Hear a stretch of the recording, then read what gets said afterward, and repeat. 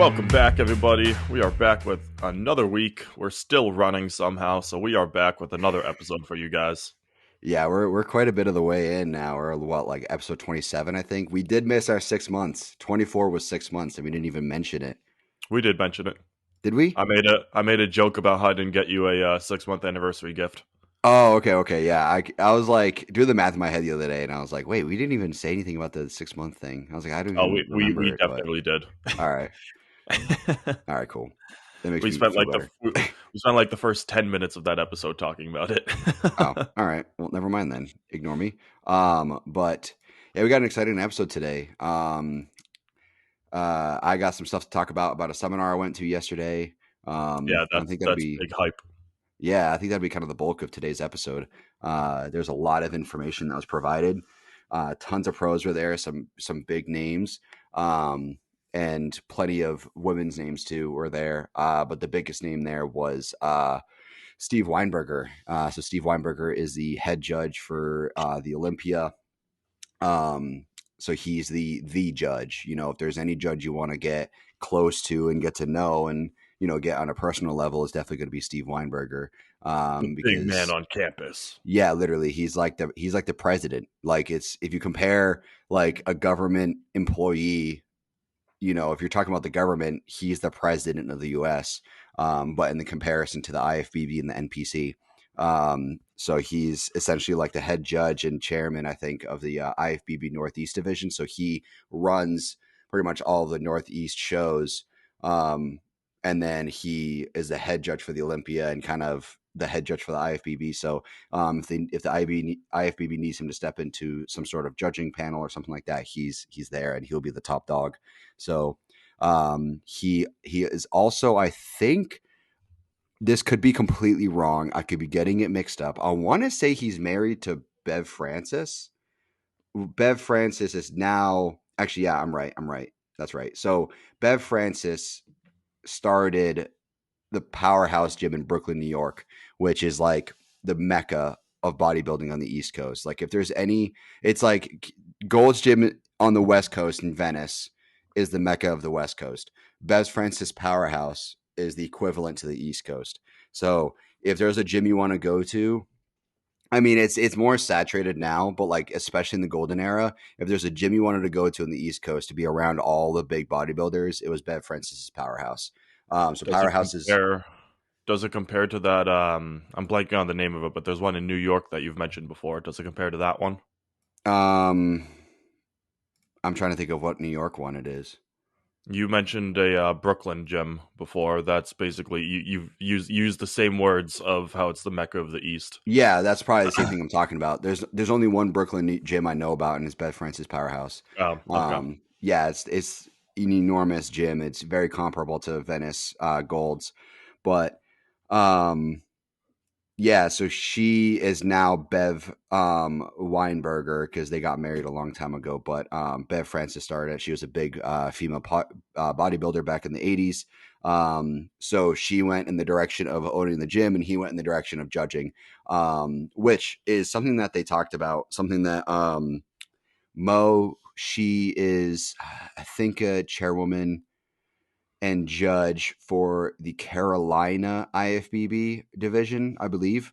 There's so many names, and there's Trey who does the same thing, and then Johnny who's also the same thing. So there's a big panel of people, of judges that were there, and it was run by Mike, who runs Unchained Physiques, the team I'm on, and he owns a bunch of Gold's gyms. He's one of the largest Gold's gym owner actually in the country and in the world. As far as like number of actual franchises, he's got one of the highest count in the world. Yeah. So this dude's really, really savvy when it comes to business. But he ran this seminar. It's the second one annually. Steve Weinberger showed up. This is Steve's first one. I think he might start showing up to the future ones, but it was a really, really good seminar, and they talked so much about everything.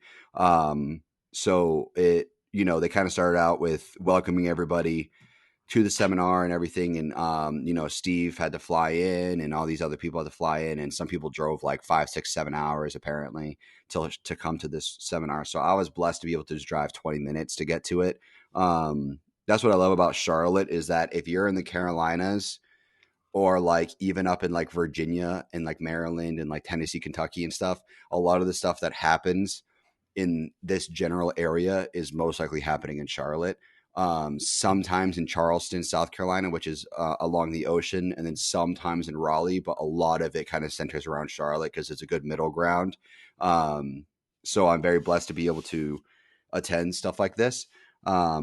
So he was, all these people were there and they were introducing everybody and talking about all these different pros and stuff. And so it's called the Carolina Pro Seminar. So the focus of it was less about people getting into bodybuilding, kind of like the last seminar I went to. That one was kind of beginner intermediate side, people who are into bodybuilding, people who are competing and, do want to kind of refine their skills, gain a bit more knowledge, stuff like that. But this one was really like, how do I get pro? And if I'm pro, how do I keep it going? What do I do with that? Like, how can I better perfect myself? How can I do better posing? Like, there was a lot of information provided. So this one was more on the advanced side as far as the focus goes. So, they start out with introducing everybody and getting some warm welcomes and everything and kind of talking about, future shows for Carolina, NPC and IFBB. So NPC, for those that don't know, the way you want to kind of look at it is NPC is amateur, IFBB is kind of the pro side. So that's essentially the way to look at it. So NPC judges were talking about how they're getting more IFBB pro shows coming to the Carolinas every year. This year and then every year subsequent, there's going to be more and more shows, and they're at the point now where there's almost 2 shows every month, and they're trying to make it so that at least each month there's at least one pro show in the Carolinas, usually in either Charlotte, Raleigh, maybe Charleston. So at least that way you have an opportunity to attend a pro show and go for your pro card essentially once a month. So you have your pick of the litter, and then they also have the amateur shows too. What's that? It's a phenomenal spot to hold that kind of stuff because you have Yeah, more or less warm weather year round. I mean, like your cold pretty weather much. is not really comparable to, north cold weather, so you have the ability to have comfortable and potential like even I mean, I know they don't do outdoor shows all that much because the lighting isn't Yeah, they don't. controllable, but Yeah. just having that atmosphere, like you can have like panels and stuff in that outdoor setting and then have the actual shows inside, like you have a lot of really good accessibility there. Well, the biggest thing with the Carolinas is just how fast it's growing down here. Because the cost of living, the culture, food, stuff like that, it's growing extremely, extremely fast. Charlotte is actually top 10 now for most busiest airports in the country or in the world.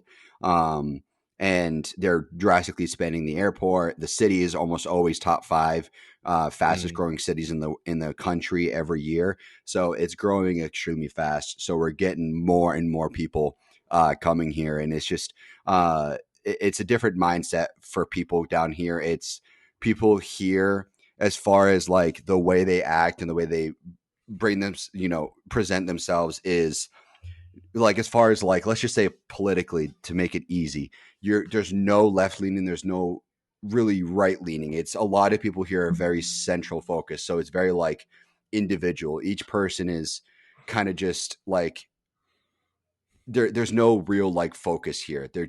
You just want the best for everybody essentially.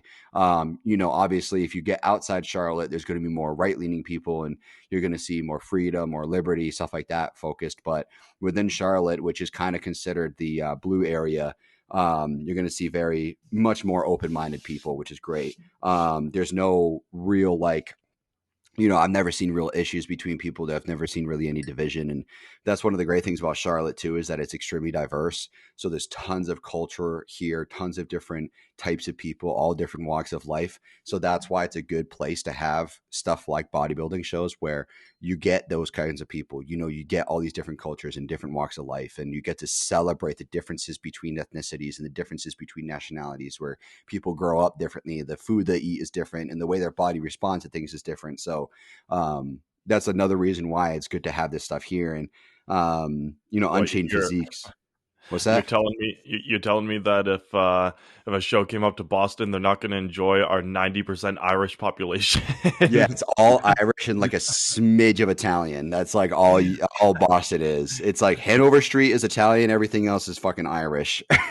You're telling me that it's not enjoyable to go down to the harbor and see what washes up on shore. Oh God, just go take a sip out of the harbor and get like Ugh. HIV.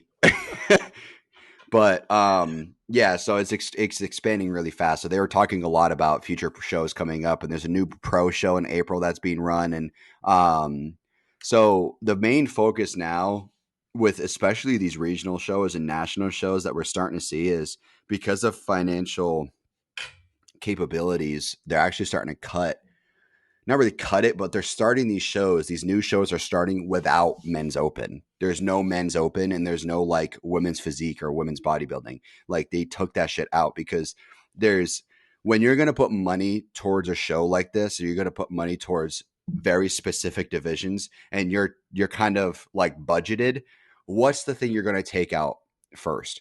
The divisions that don't have as much popularity. There's significantly less men's open competitors than like men's physique or classic physique nowadays. It's just how it is. So these Which is shows, wild. Which is wild yeah, because at the O or Arnold, the highest paid divisions are the men's open. but that's also the biggest shows of the world. Like this is we're talking Yeah, the I whole get that. world. But and then also with the Olympia, that's been around since the 60s. These shows are new, but it's just the shift of the industry and there's still plenty of open bodybuilders to compete, but financially speaking, it's smarter to start out with the more popular divisions. You know, the guy who is running the new pro shows, Johnny, he was talking I think it was Johnny. There's so many names, it's hard to remember. He was talking about how of course he wants men's open, of course he wants women's bodybuilding, he wants all the divisions, but for the first year, maybe the second year, while they build up a fan base for this show, it's going to be the Charlotte Pro. While they build up this fan base, they're going to run just the divisions that have the most popularity, and that's going to be for men, it's going to be men's physique and classic physique. So he's like, of course I want you guys there, of course I want men's open, but just for now we're not running men's open on this, and then down the road we will put it in. But right now, you know, we're strapped on money, we're kind of trying to get the show started, build the fan base, and then we'll go from there. So they talked about that and you know, kind of the future of the Carolinas and everything, and it is drastically expanding. And Steve Weinberger supporting it. You know, he showed his support by showing up. I can even imagine how much it costs to have Steve show up because of like who he is. You know, it's just it's like having like Tom Brady show up. Like it's like he's the guy, you know, he's the guy you want to have at a seminar like this. So I Do you can think only he imagine. does? Do you think he does pro bono work? Like, I mean, maybe because the shows are IFBB, so it's possible that like essentially he gets a cut. I don't know the structure well, I of the was thinking organization. even like in an effort to build up more shows, which inevitably will build up a higher like I guess a higher standard for the big events that he's personally judging, then I would think that he would divert some of his time unpaid to go do that just to build up the environment and build up a better like sport base. Yeah, well, that's what I mean by saying he might get a cut of these shows is by showing up, he might be setting up these shows to have more popularity in the future. Yeah. I have no idea, but I do know like having these pro guys show up, these pro bodybuilders, they cost a shit ton. Andre Ferguson showed up, and he's definitely expensive because you know I don't think he competes really anymore. I got to start following him, but I got to check up on his you know kind of his bodybuilding career. But as far as like his standing in the industry as far as men's physique goes. I mean, he was like number one or number two when he was battling Brendan Hendrickson for the longest time. So, as far as like where he stands, I mean, he's definitely expensive to show up. I mean, I know people like, you know, in the classic physique division that aren't even really that big, that haven't won an O or really even placed top three.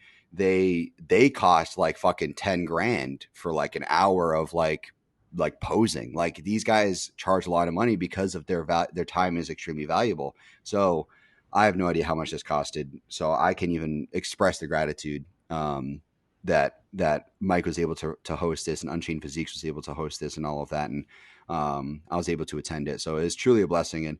And for those in the area who weren't able to attend, you definitely missed out, because there was a lot of information, and even those, there are plenty of guys there who are like just starting out in fitness and like really just starting out with like, I want to compete. Like imagine stuff like a month after you're like, yeah, I think I want to compete. That's like, and then showing up to that seminar. Like that's exactly what these guys were like just decided to compete. And there's plenty of older guys. I mean, there's guys who just now started to, or want to compete. There's one guy who's he's like 65 and just now decided he wanted to compete in bodybuilding. So he's going to be competing in masters over 50 or something like that. So, it was a good mixture of people. And what made me happy too, at least for this seminar, was that it was a lot more male focused. There was plenty of female information provided, plenty of female judges, plenty of female competitors. But what the last seminar I went to is way more female focused. It was a larger female attendance, which was interesting to see. But this time around, it was way more male, especially with the male bodybuilders that showed up. Andre Ferguson being one of the biggest names there. We got Quincy Whittington too, so he's pretty big. And then all the coaches as well. Dom was there. It was really cool to see Dom. I didn't get to say hi to him. He was, everybody was trying to talk to him and everything. There was tons of people there. It was a couple hundred people overall. So, I didn't want to take away his time. I did get to see my coach, which was great. Got to talk to him. He's going to rewrite my plan. We're going to do a carb cycle and all of that. So I'll update next week when I get that from him. We're going to take it to the next level. But it was cool to see all those guys. And it really, this seminar, excuse me, sorry, I got something stuck in my throat or something. So the seminar really kind of like showed, in a sense, what bodybuilding is kind of all about, because you have all these different divisions and all these different kinds of people. And what's funny too is that even though we're all different sizes and shapes and have different goals and everything, we're all kind of the same, like we all showed up in fucking tight ass clothing, trying to impress everybody. Everybody for some reason was eating chicken and rice. Like I ate before going there because I'm fucking smart, I guess. I'm not stupid. So I'm like, all right, let me eat before I go, bring some water and coffee. But everybody's like, you know what? I'm going to pack a meal and eat it right when I get there. Like we were sitting down, the seminar didn't even start yet and people were eating. I'm like, bro, like, why didn't you just eat? Gotta show off the food gains. Yeah, I'm like, dude, we all eat chicken and rice. You're not proving anything. And like, I know some people did train before the seminar because the seminar was at a gym, but it was just interesting to be like, there's no need for that. We all eat the same shit, but it was funny nonetheless. I was like the only one with coffee, which was interesting. I was like, I bet you tons of people are going to be there with coffee. Nope. I was like the only one. Nobody was drinking coffee around me, but, yeah. So, it was basically the structure of it.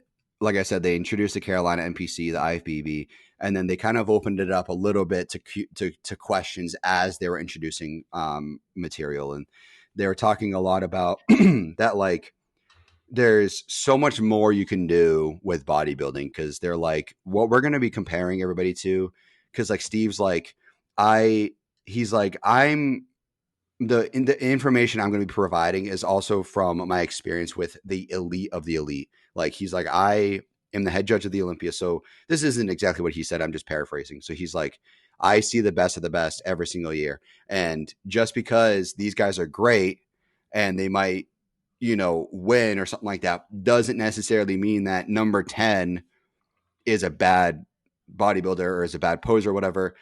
Like, and he's like, that goes for any show. Just because you placed where you didn't want to place doesn't necessarily mean you were bad. You just weren't the best that day. And he's like, I've seen it so many times where somebody will place 8th one show, 2 weeks later, they'll come in and sweep the floor and get first. It just, there's no like, just because I beat this guy, I'm going to beat them next time. That's not how this works. It's not like football or basketball. I mean, he didn't say this, but this is what I compare it to. Like football or basketball, you can have one off guy and still win the game.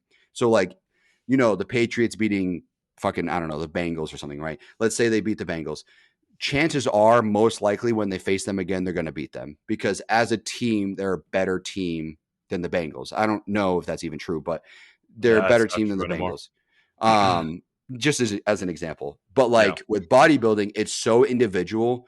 you're not necessarily guaranteed to beat them again. It's like, imagine the Patriots and the Bengals faced. Patriots beat them, but then the Bengals like basically changed up the entire team and then came back at the Patriots. It's like, okay, we got a whole new team we're facing here, even though we just faced them 2 weeks ago. Like, you're not guaranteed anything. There's nothing you're guaranteed. There's no win you're guaranteed. And that's why, like, Chris Bumstead talks about it, how he's like, I don't aim to beat anybody at the Olympia each year. I aim to beat myself from the previous year, because that's all he can do.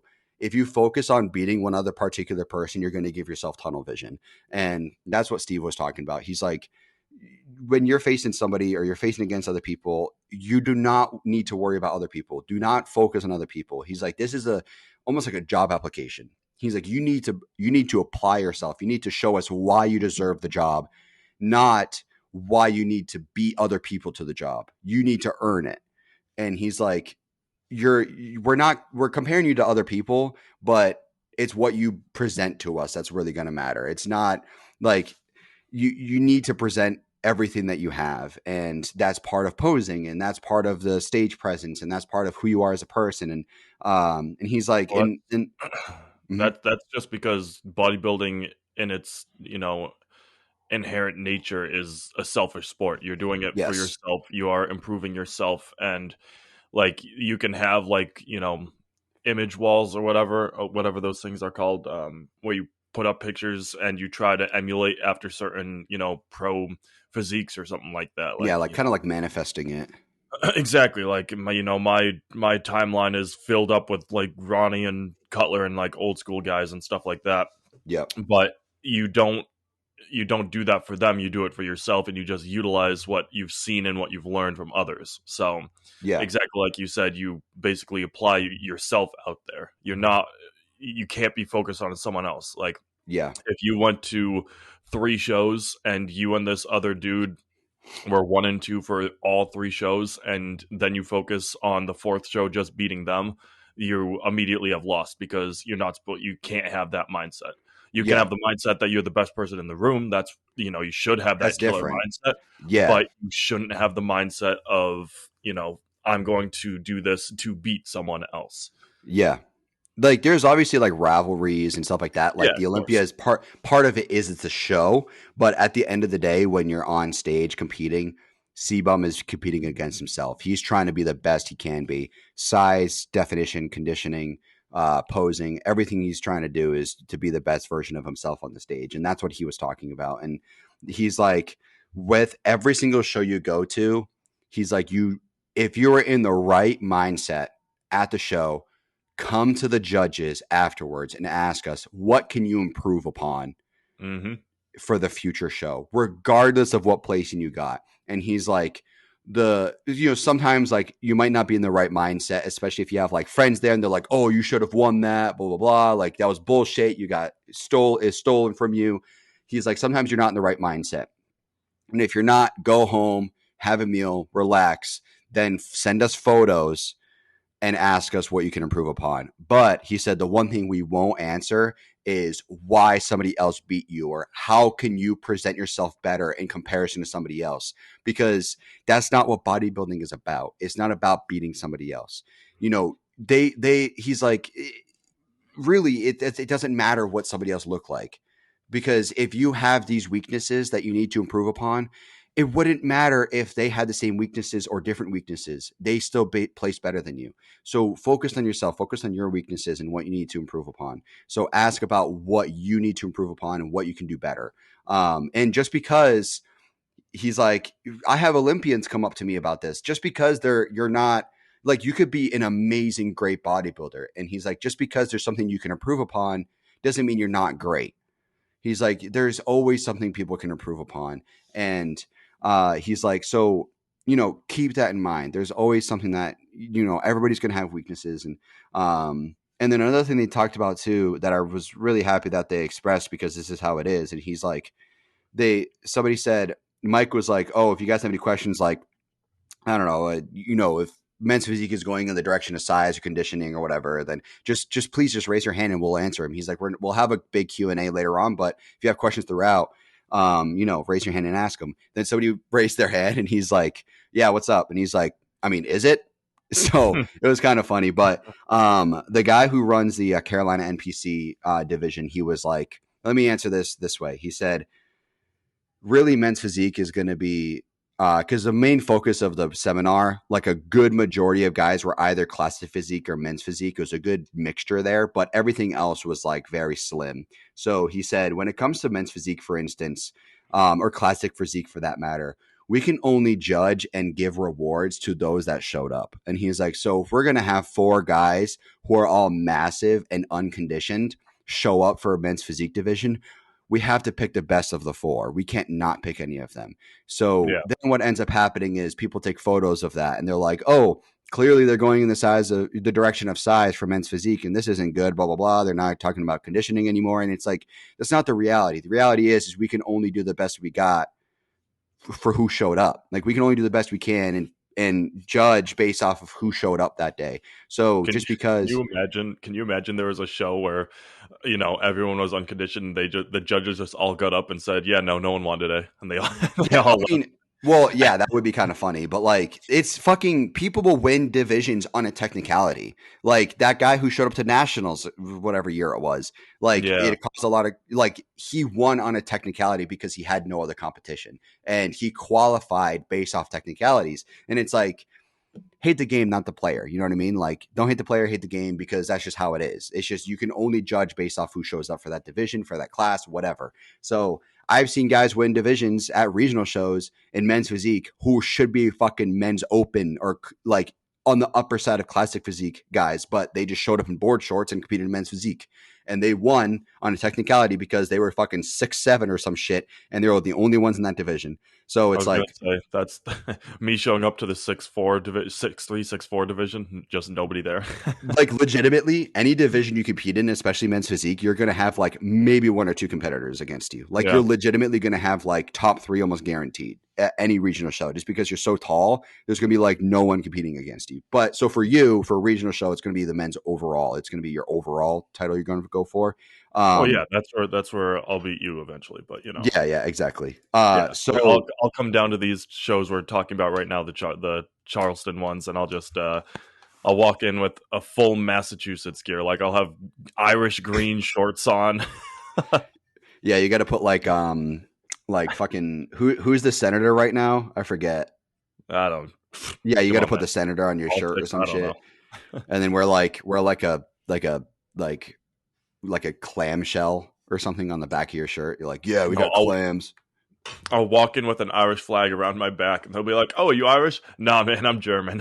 I'm just from Massachusetts, where you're just inherently Irish, no matter who you are. You could be like the most Russian guy ever, and you're like, yeah, no, I'm technically Irish. Yeah. So it's just he was talking about just basically that, like, they can only judge who shows up. So just because it might look like somebody with size was rewarded doesn't necessarily mean that that's what they're looking for. So he's like, essentially what men's physique is all about is guys. I mean, classic was developed after men's physique, I believe, or I don't know exactly the timeline, but basically men's physique was like guys who don't want too much size, like classic physique or men's open, but they want to be bodybuilders and they want to compete and look good. You talk to any men's physique competitor, they'll say it's the idea behind the ideal men's body, like the ideal physique for a man. And the origination of the division, a lot of people argue, is having the perfect beach body, which we've talked about how originally men's physique was softer. You just came in and you just kind of stood there. It was like to have like the perfect beach body, the most photo, like perfect, like Calvin Klein model kind of physique. That was the idea behind it originally. But we've gotten to the point now where it's almost like men's physique is baby classic physique competitors. It's like there's a fine line between classic physique and men's physique as far as size goes. And like when you cross that line, you're already like almost at the top of your weight division. So it's fairly easy to move from men's physique to classic physique. Really all it comes down to is a little bit of size. And most guys can take a year or two off men's physique and put on size and then compete in classic pretty well. So men's physique and classic physique aren't too far off. So they're kind of talking about the origination of that. But there are some questions asked about, there's a lot of questions asked, and it was about like judging men's physique. It was like, so how should, we come in with legs or whatever? And there's guys who are new, who almost knew nothing about bodybuilding, asking about calves and like, okay, will calves pull away from it? And Steve's like, dude, you could have peanut calves for all I care. He's like, we're not judging your legs. Should you work legs? Probably, I but mean, it's not actually judged. for health reasons, you should train Well, legs. yeah, but he was like, it might, if you have smaller legs, it might technically pull away from your look, but it like literally cannot actually hurt your points. So people were asking about board shorts too. So they're like, okay, so the direction I'm seeing the board shorts is they're getting shorter and tighter. What do you think we should do about that? And Steve's like, I actually hate it. He's like, I think you should have relatively baggy shorts that stop at the top of your knee, because when you have super tight shorts that really show off your legs, and it's like, if you have great legs, awesome, we're not judging them. And sometimes what happens is when you have these tight shorts and these short shorts that are kind of showing off your legs really well, it'll actually pull our eyes away from your upper body that we are judging. So in a way, it can actually hurt you by wearing too good of shorts for your physique. So he's like, as long as they stop just above the knee and, they're not super, super tight, he's like, I think you'll be fine. But just don't wear them too tight. And, people were like, the first thing that came to mind for me was Aaron Banks. I think Aaron Banks' shorts each show is just extremely tight. Granted, he won the Olympia, he won the Arnold. But So and he also fills out his bottom half very well.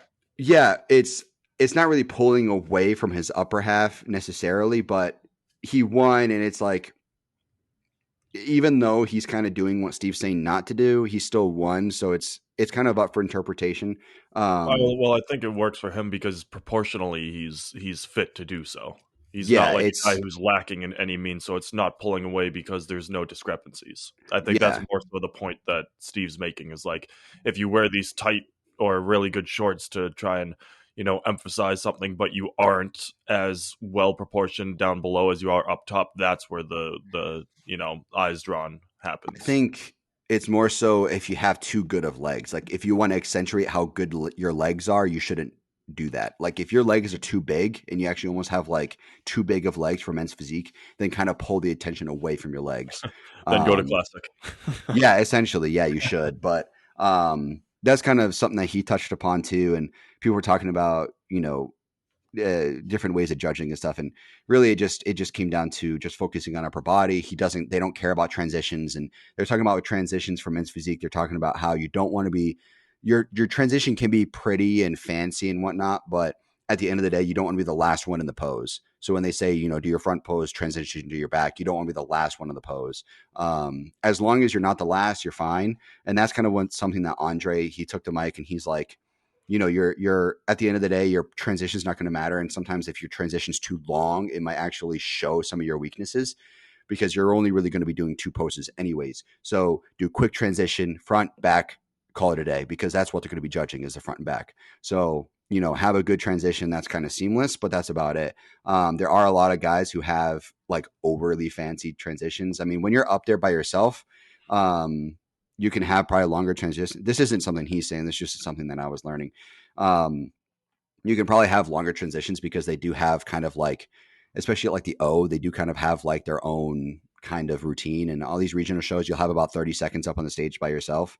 So, you can go to front to back and front, a few times and have these cool transitions and whatnot and kind of make it look good and whatnot. But really at the end of the day, there's only two poses they're judging, which is the front and the back. So that's kind of what they were accentuating. And it was really good to see Andre there because he's, been at the top. So he's like, if there's anybody's opinion that you want to follow as far as competitors goes, he's definitely the guy to listen to. And him and George Brown were there. So George Brown is the guy who was at the last seminar. Great guy, super nice guy, really passionate about it. And he was helping everybody. It almost looked like he picked out, when we got to the posing part, which I'll talk about, he kind of picked out the guys who were less experienced. He wanted to help the guys who were newer than the guys who were more experienced.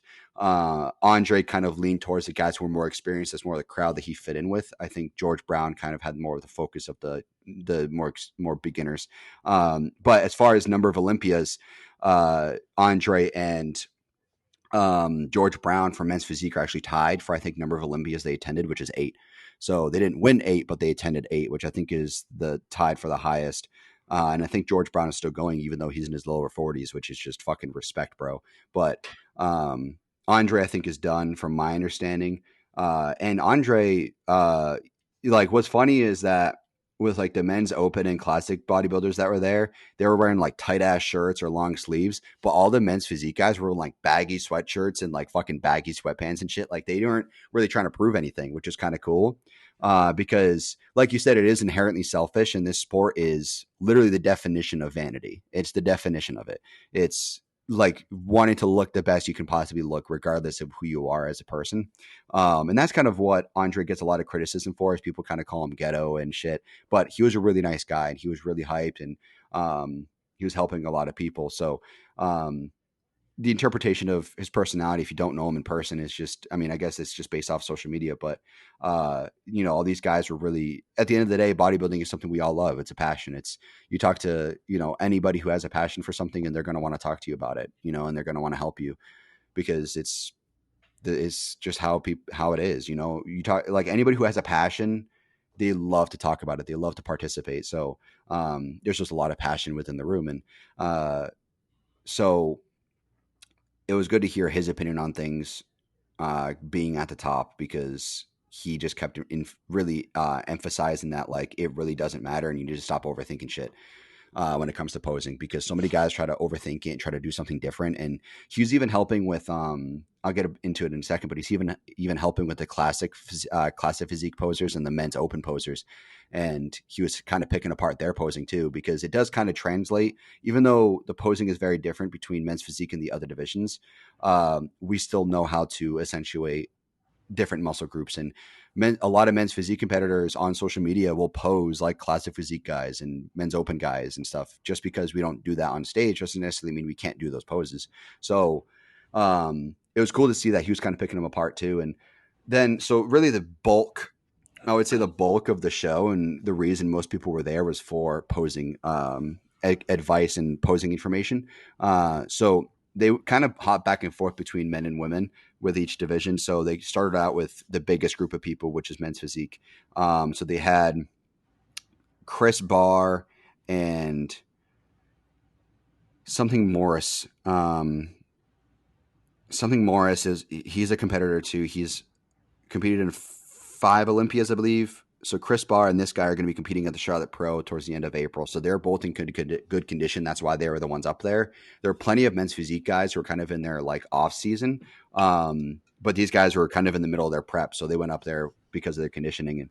And so they did their front and back poses, and they were getting picked apart by Steve Weinberger and Andre. And it was really cool to see, because they both had phenomenally different physiques. Chris Barr is on the shorter-ish side. He's probably like 5'7", 5'8", where the other guy's about my height. He's about 6 foot, 6'1", give or take. So they had very different physiques. Chris Barr, Steve kind of said, was like almost on the bigger side of men's physique. So if you look up his Instagram, Chris Barr, his arms are kind of his strong point, but also a little bit too much. Let me see, Chris Barr. I gotta look him up, so I can tell you exactly what I'm talking about. Let's see, this might be him right here. Nope, that's not him.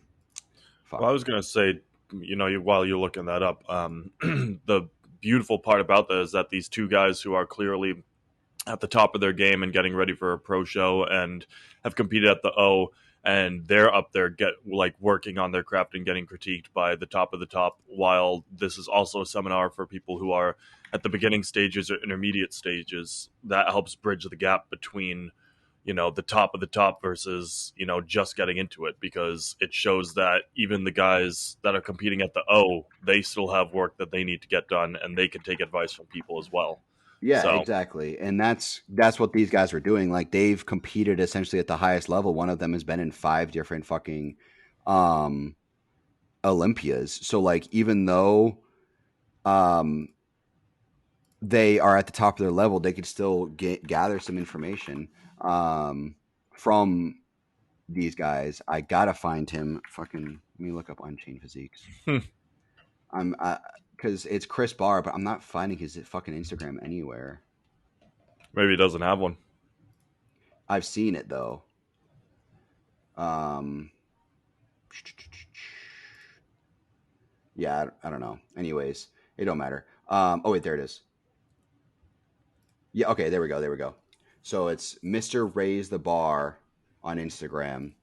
Um, Raze, the bar, Barr. So um, that's him. So he's when he was up on stage, he competed at the Hurricane Pro. I think he got second, I believe, and George Brown got first. And I think we did talk about that. I think I preferred Chris's physique over George's, but it was just because I think of the posing. So Chris Barr, when he was up on the stage, Steve was saying that Chris's physique was almost too big for men's physique simply because of his arms.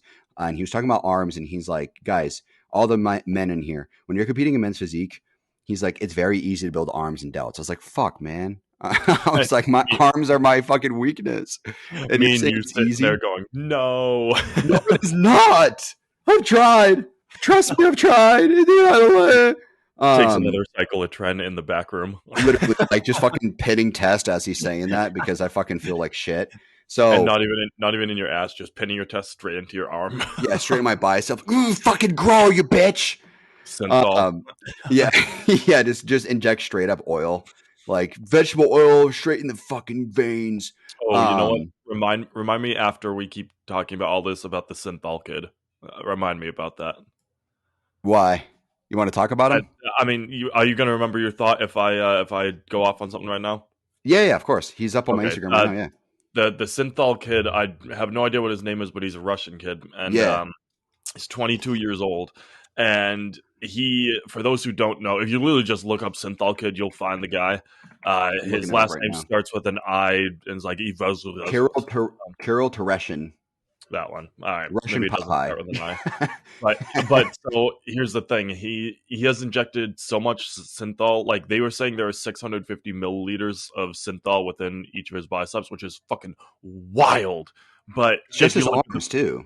yeah, if you look at the pictures, like you'll understand. But I want to say it was last week or 2 weeks ago. He was told that, and I don't know who did the news segment on this, but he was told that they, because of the synthol in his arms and how much the muscles have deteriorated, because when you inject synthol, it gives you size, but it's oily size, and it actually destroys your muscles fibers inside of your arm or wherever you're injecting it. Yep. And so he was told that it's at the point, it's no longer at the point where they can successfully remove the synthol, so they're either going to amputate or he might just straight up die from it. So Yeah. this is your warning. Do not take synthol. It worked for oh god, why am I blanking on his name? Rich Piana. Rich Piana had his build, and he would actually proportionally look decent with it. Like it wasn't at all like this kid, because if you look at this kid, he, like Paul said, that the Russian Popeye, that literally is what he looks like. He has no forearms, giant bulgy biceps with no definition, and then just nothing else. So Yep. I recommend not using synthol. The Personal opinion. the reality though, unfortunately, is that there's a lot of synthol in bodybuilding. It's all over the place. Yeah, but not to that extent. No, no, it's a That's little more bit here so. and there. Rich Piana's was just very prominent in his arms. He denied using it, even though. So here's my thing with Rich Piana in this sense, as kind of a tangent, is that he admitted to using all these different kinds of drugs, but then he always denied synthol. So it's like, should I trust him in that he didn't use it, or is synthol so bad he didn't even want people thinking that he was taking it or using it, even though he admitted to using pretty much everything else? You know, it's Yeah. like, what's the truth? So reality is most people kind of agree that he definitely used synthol in his arms, especially his triceps. His biceps were pretty gnarly, but his triceps were fucking crazy when he was like resting his arms. It's like his arms were like a ball, like his triceps were like a ball. Yep. Um, but yeah, so definitely don't use synthol. It's very dangerous. Basically, what synthol is, for those that don't know, it's essentially an oily mixture of different substances, and uh, basically what it does is when you inject it into a muscle, it hardens and widens the muscle. So you're not actually increasing the size of your muscle. You're essentially putting a rock of oil within your muscle. So it essentially, you gain size, but it's not actual muscle fibers.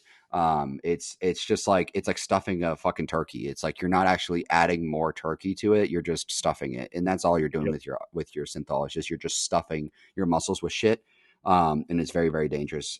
Pretty much anybody who's done a lot of synthol and used a lot of synthol, they've all died from it. So um, you gotta be careful of it. And there's times where fucking the synthol kid, his arms just look fucking infected and shit, and it is Oh just yeah, not good. his looks terrible. Like, Yeah. respectfully, that is not the look you should be going for. So there was actually, like, somebody was speculating. I don't know if it was a study or if there's a speculation or something, that there's actually like a mental disorder behind it. Because it's you almost always, synthol kit's kind of the exception, but almost always when they do synthol in one body part, they use it in other body parts, and it's Yeah. like a mental disorder to keep it going because it is so abnormal and looks so bad to the general public. But for some reason, they think it looks amazing. So Well, it speaks more to the addiction side of things than anything. yeah, essentially. But there's definitely something behind it. There's a guy, Valdir Sagado. He's a Brazilian guy. I can't even call him a bodybuilder. He's not. He just lifted, I guess, and did a lot of synthol. He died from it at 55. His nickname was Synthol. He put a lot of it in his traps, in his shoulders, in his arms, and his pecs. The obvious ones were his arms and his pecs, obviously, but he put it everywhere.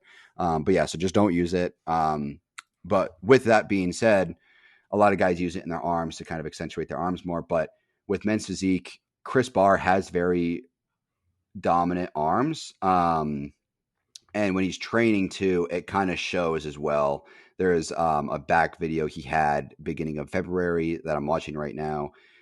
Much respect to him, great bodybuilder, phenomenal physique, but like his back day, you could tell his biceps were kind of doing a lot of the work.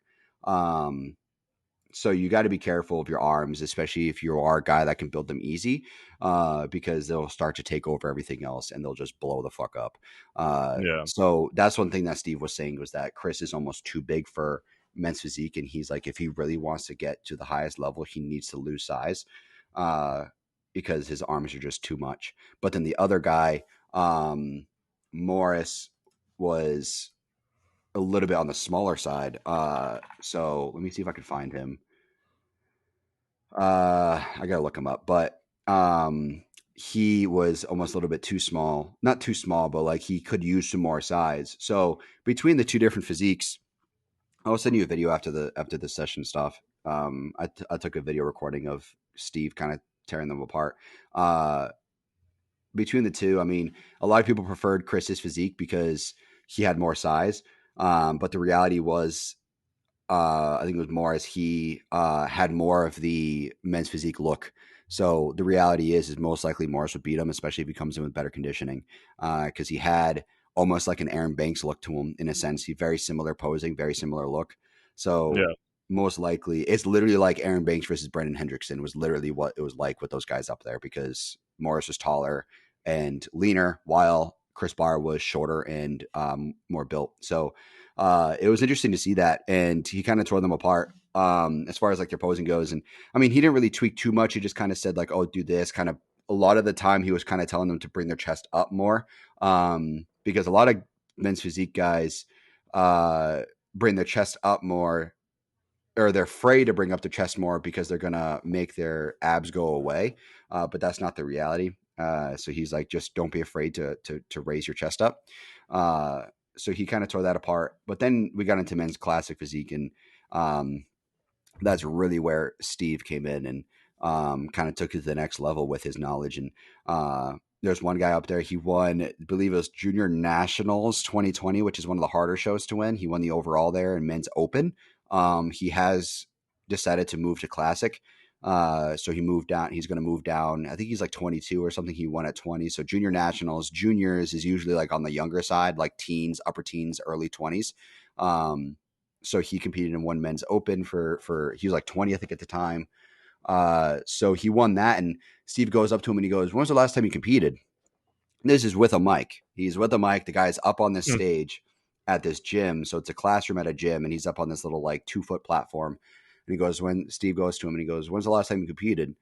And he's like, 2021. And he's like, "Yeah, you put on some fat, huh?" And Jeez. he starts laughing. He's like, "You need to get lean." He's like, "I don't know who the hell your coach is, but you put on too much weight." And he's like, "You need to get lean." He's like, "For everybody here," he's like, "We call it an off season, but you should be relatively lean. You should have a little bit of vascularity, some visible abs. You shouldn't really be too high on the body fat." This guy, he looked great. He had good, he had good overall structure, but he didn't have any definition really anywhere. Yeah. He didn't have any separation in his quads, nothing like that. So he definitely put on some weight. He got a bit fluffy.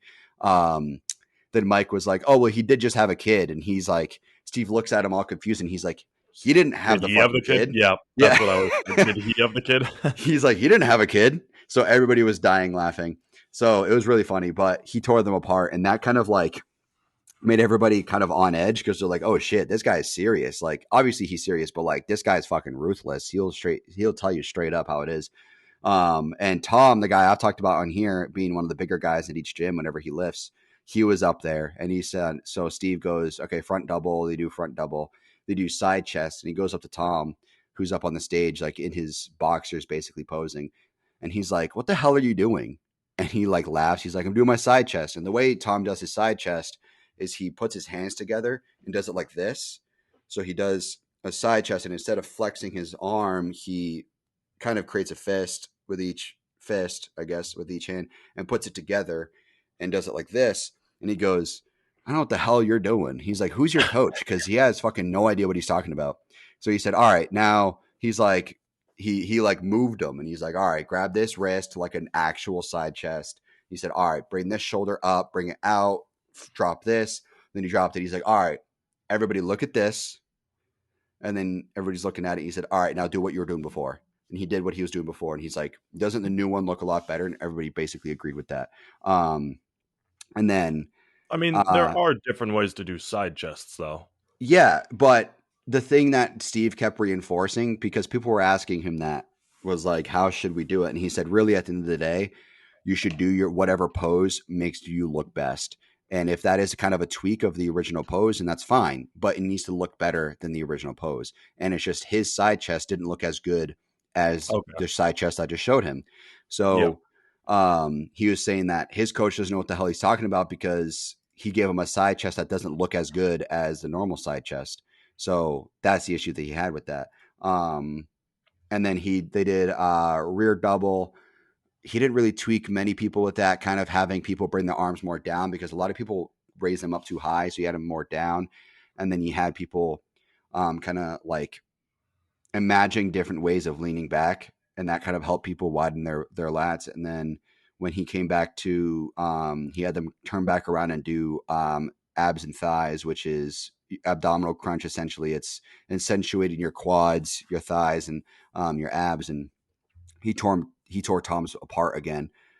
He's like, "I don't know who the hell your coach is, but he's like, he's giving you poses that don't look as good as other poses." So he fixed his abs and thighs, and it looked a lot better. So Steve was really tearing him apart, his posing, which was great to see because Tom is like, he was like 4 weeks out or something. He's getting ready for a show, and Steve was like fixing his posing, and he did look a lot better afterwards. So it's So a locked-in dub, is what you're saying. basically, yeah. And if Steve's like, "Yeah, you look a lot better now with this pose," then that kind of says a lot. So Yeah. it was good to see that because he didn't hold back, which was good. A lot of people kind of hold back and just be like, "Yeah, it looks good," because it does. Like even in the bad poses, he still looked good. He could look better, and that's where Steve came in. And that's his knowledge and his expertise really did show because the smallest tweaks he made on someone, just lowering their arms, widened their back by a couple inches and made their back look that much wider. Well, So that's kind of like the age old discussion of what's a good friend versus a best friend. And it's kind of like when, for me, I'll take a physique picture or something and I'll send it to you and a couple other people. And from the Yep. other couple people, I'll get, wow, you're looking good. Like, nice job on, the front double, whatever. And then I send it to you and you might give me like one piece of positive, like, oh, this looks good, but then it's like, here's what doesn't look good. And it's Yeah. like, that's the difference between someone trying to support you and someone trying to make you better. And Yeah. that's kind of like, you have to be able to put yourself in that vulnerable position. Yeah, and that's comes down to just being able to take constructive criticism. And I've told my wife about like stuff that I've told you. Like when you sent me that deadlifting video, I was like kind of Yeah. telling her like what I was saying and stuff. She's like, "That's really mean." I'm like, "I'm just critiquing his form." I'm like, "I'm not being mean." I'm like, if And it's also, I'm not someone who's going to say, fuck you, Paul, or something yeah, like it's that. not being mean. Like even though Steve was like, "Yeah, you look fat," it's he doesn't actually look fat. We know that. He looks great. He would stomp on any average guy. It's just when it comes to bodybuilding, being in the off season, the norm, this is what's accepted is visible abs and this type of form, this type of look, and it's like what the actual like industry standard is the words I was looking for. The industry standard for an off season, which I'll get into why you don't want to get too big on the off season. They did talk about that, but so yeah, it's like when Eric sent me so Hamill, not Eric, Hamill sent me two videos. He showed me a Planet Fitness close grip row and then now a Fitness Concepts close grip row, and he said it was like a year apart or something. And I was like, good, I can see the differences and it looks like you're lifting more weight, but this is what I would do with your new form or with your form, Mhm. and this is how I would tweak it. I was like, you're doing good, don't get me wrong, but you're doing this or this or this. Like it's I'm just giving like a little bit of constructive criticism because if I send a photo or video to my coach, I would kind of expect him to say, okay, do this instead, or whatever it is. Like it's, I would want some sort of criticism. And this is the reality of bodybuilding. And I've told people, if you can't take constructive criticism or you get defensive, this is not the sport for you. You're Yeah. not part of a team anymore. You're not part of a overarching, goal that everybody works towards. It's just you now. So when somebody gives you constructive criticism, it's fucking you only, and it's Yep. only about you, and you have to adjust. So that's what Steve is like. That's why he's being what's considered ruthless, is because he's picking these guys apart. But they need this. Tom needed that uh, posing changes in order to truly win on a pro stage because he's competing at a pro level now. So he needs to be able to be his best. And the literally getting advice from the head judge is like the most valuable advice from anyone you can get, because he's talking about his experience from the top level. You're getting it from the Olympia level judge. So what he says looks better is going to look better. So it's just, you got to be able to take that criticism. And even though, I give you positive reinforcement, like, yeah, you look good, whatever. When I say tweak something, it's because I think you can look better if you do And this, and or that's get better exactly what I results. was saying. Yeah. Yeah. It's So the difference between someone supporting and someone, encouraging. yeah, there is true support and there's encouragement and like surface level support. Um, so that's Steve was giving true criticism. And then, so what's funny too to mention going into men's open, so they did obviously women's posing and all of that. And I can't quite see what they're looking at because I don't know as much about women's, divisions as other guys or other people do. Mo, who's a woman, she competed in women's bikini. I forget what division she competed in for a long time before she became a judge. So she was kind of critiquing the women, and then Steve was kind of agreeing. Basically, he wasn't getting up there and fixing it, but he was kind of like adding his advice, kind of agreeing with Mo and everything. And they're kind of tearing apart the women and whatnot, and like, you should do this or do this because you're not as wide up here, but you got a better glutes or whatever, so you got to do this. So as far as what they were looking at, it's hard to say. But one thing that was funny was going from classic to men's open. Like Tom to me was always the pinnacle of like size. I'm like, he's always the biggest dude whenever he's in the gym. I don't see anybody bigger than him.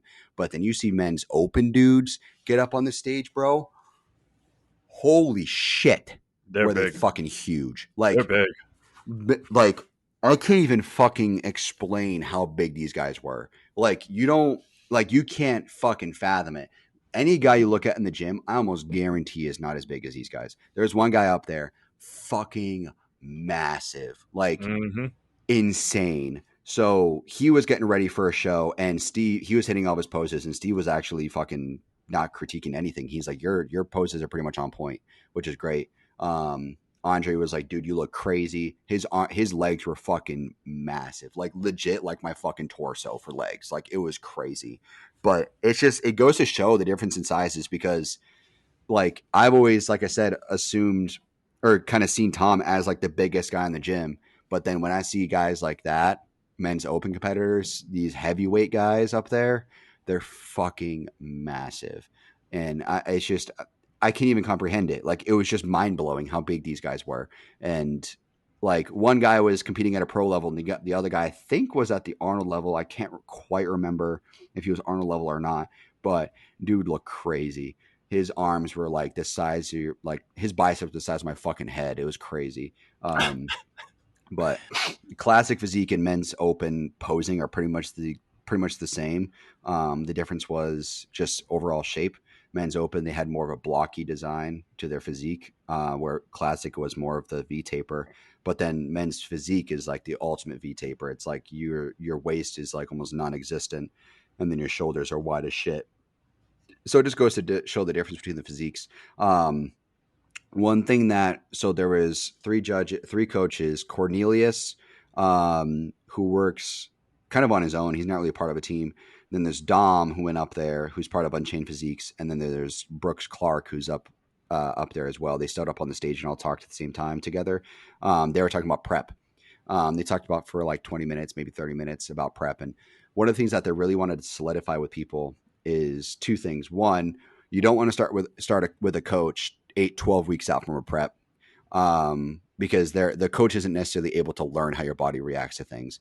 Do you want to start at least 4 months out from a show? If you plan on hitting a show, you want to start at least 4 months out from a show, starting with a coach, so that they can at least spend 4 or more weeks learning how your body reacts to things before they start a prep. Because if you start 8 weeks out, they're not going to know how your body reacts to different supplements, different foods, stuff like that.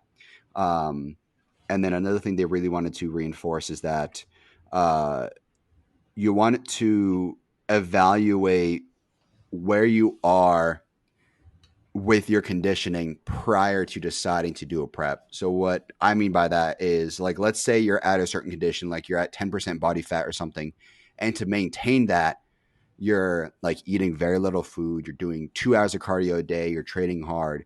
If you're at that level and you're thinking about doing prep, then most likely you are not going to come in well at the show, because you're already pushing the envelope so hard to be just 10% body fat, that to push it even further is going to be detrimental to your health and is going to require a lot more effort than is needed. So really where you want to start your prep is like little to no cardio and a good amount of food while you're relatively lean. That's a good place to start your prep.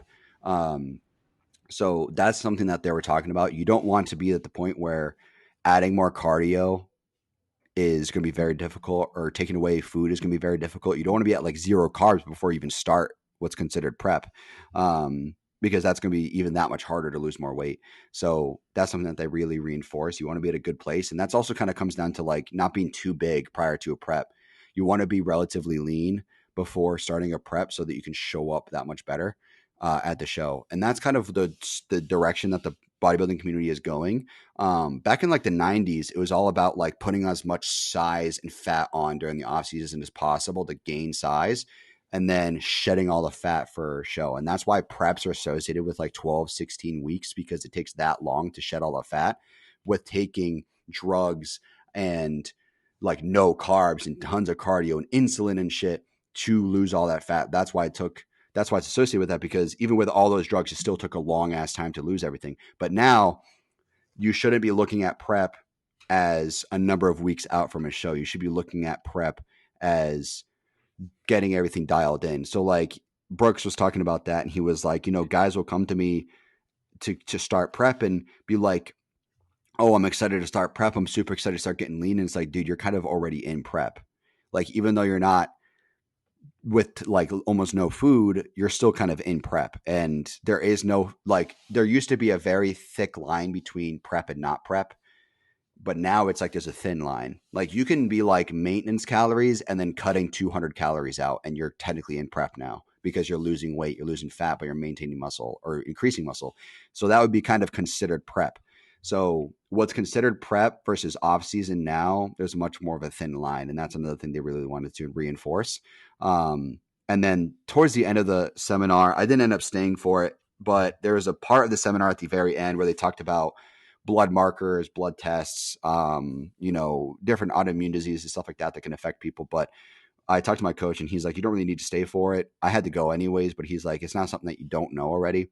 But like, when you start with a coach, it's very important to know where your blood levels are at. A lot of coaches, especially if you're going to be planning for a show soon or starting with a coach that's going to help you get to the pro stage, or even if you are at the pro level, they're going to want to get blood tests kind of right away to see where your blood is at right now, where your hormones are at, where your lipid profile is at, your cholesterol, all that. So, no, that's something to also keep in mind, is that where your actual levels are is going to be very important for your coach. They want to know how your body is and where your body's at.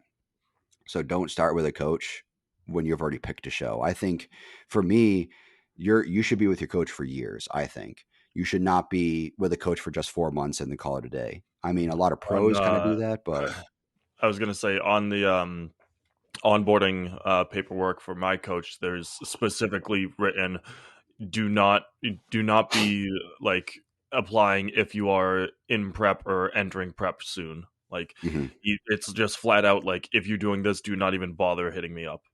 Yeah, it's a waste of everybody's time because the coach doesn't even know how your body responds to shit. So what are they going to be able to do? Like, cut a little bit of your food? Like, that's really all they can do, because they don't want to put your health in any detrimental place. I've been working with my coach for quite a bit now. We are on 2.5 years, just about. So when I go to start prep, he knows exactly how my body responds to things. He even knows how I respond to a water cut. We did a water cut summer last year, I believe it was. Maybe earlier than that. I That's can't quite remember. that's a brutal time to do a water cut in the Yeah, hottest it time of was. the year. Yeah, it was in the middle of summer. So I can't quite remember exactly when we did it, but he did a water cut in the middle of like kind of like a recomp because he wanted to see how my body responded to a water cut way prior to ever hitting a show. So that's also something to take into account too, is that when you do a water cut for show, you don't even know, your coach won't even know how to do a water cut with you. Every single person's body is different. So for me, we tested out a pretty generic way of doing it. I responded well, so he was pretty happy with it. But like some people, like Tom, that classic physique guy, I asked him about water cuts, and he said that what he does is like drink like a gallon and a half the night before a show and take a bunch of diuretics, and then just don't drink water on the day of the show. That's all he does, and he's able to shed all that water. But Yeah. for me, the way it worked was 3 gallons on Sunday. So I'm taking diuretics the entire time. 3 gallons on Sunday, 2.5 on Monday, 2 on Tuesday, 1.5 on Wednesday, 1 on Thursday, and then about a half gallon on Friday, and then a couple sips maybe on Saturday. So the way that would work is my body is so used to flushing water because I'm taking in tons of water and taking a diuretic. I'm just constantly peeing, where even when I'm not drinking any water and still taking the diuretic, I'm still peeing. So when I'm like Thursday, Friday, when I'm not drinking as much water, I'm shedding tons of water by still peeing. So I'm getting rid of all the water, my fat cells, my muscle cells, stuff like that. So that's how a water cut would work. Where with Tom, he just drinks a ton of water the night before with diuretics. And then the day of the show, he's peeing a shit ton and shed all the water. So it's just, that's what works for him. So even your water cut, your coach won't know how that would work for you. They won't know how your body responds to different drugs. They won't know how your body responds to different supplements, vitamins, everything. Your coach needs to know how your body responds to carbohydrate partitioning, insulin sensitivity, stuff like that. And, that's something that they were really reinforcing. So it's good to hear that, because I've always preached that you should be starting with your coach long before you ever planning on hitting a show. Like if you decide to start competing, that's when you should start talking to a coach, because then you can start setting yourself up for the future. The differences between, I mean, they didn't really talk about it too, but the differences between a good coach and a bad coach is usually kind of obvious. Price is one thing. If they're asking, I mean, I wouldn't necessarily say all the time, but if they're asking you to coach you and you're pretty new to the gym, then they're probably not that experienced. If you really, what you want to look out for when you're starting with a coach is most likely they're going to be a couple $100 a month at least. That's what they're worth. They're going to want to see if Couple they hundred, want to work with you. couple What's that? hundred a month, couple hundred a month. Yeah, at You said least. weeks. You said a couple hundred a week. I meant a month. Sorry, a couple Yeah. $100 a month at I was gonna least. say, sheesh, man. Yeah, at That's least a expensive. couple $100 a month. A couple $100 a week is some coaches. Some coaches are that Yeah, much. but that's top tier, top Yeah, we're top. talking Olympia level, Chris Aceto Yeah, level, fucking Matt Jansen kind of shit. So, like they're going to cost a couple $100 a month. Most likely they might have a couple pros under their belt. You don't want to base it off how many pros they have, because when they have only pros, it's very easy to coach a pro because they're already at the pro level. So they already have the potential to do really, really well. So there's not much to tweak. Where you should really judge a coach based off, we talked about this before, but based off their amateurs, how far they've brought their amateurs, whether or not they like they also want to pick you as well. Like you don't want to just like apply for it and they just accept you or whatever. Like when I started with my coach, he talked to me over the phone to see if we were compatible as a coach and a client. He wanted to see if he wanted to work with me as well as me wanting to work with him, and setting the right expectations and everything. Another sign of a bad coach is if they want to push drugs on you right away, right when you start with them. That's not a good thing. A good coach will want to see how you're, if you plan on taking drugs, you're a good coach who will guide you in that avenue. First of all, be transparent about that with your coach right up front. But a good coach will want to see how your body is naturally and try to push you as far as you can naturally prior to ever taking drugs, and also know how your body responds to everything prior to taking drugs. So that way, when you do check drugs, your coach and you know exactly how your body is different on it. yeah, So, be consistent long enough to be able to take tests and be like, okay, this is what test is doing for me.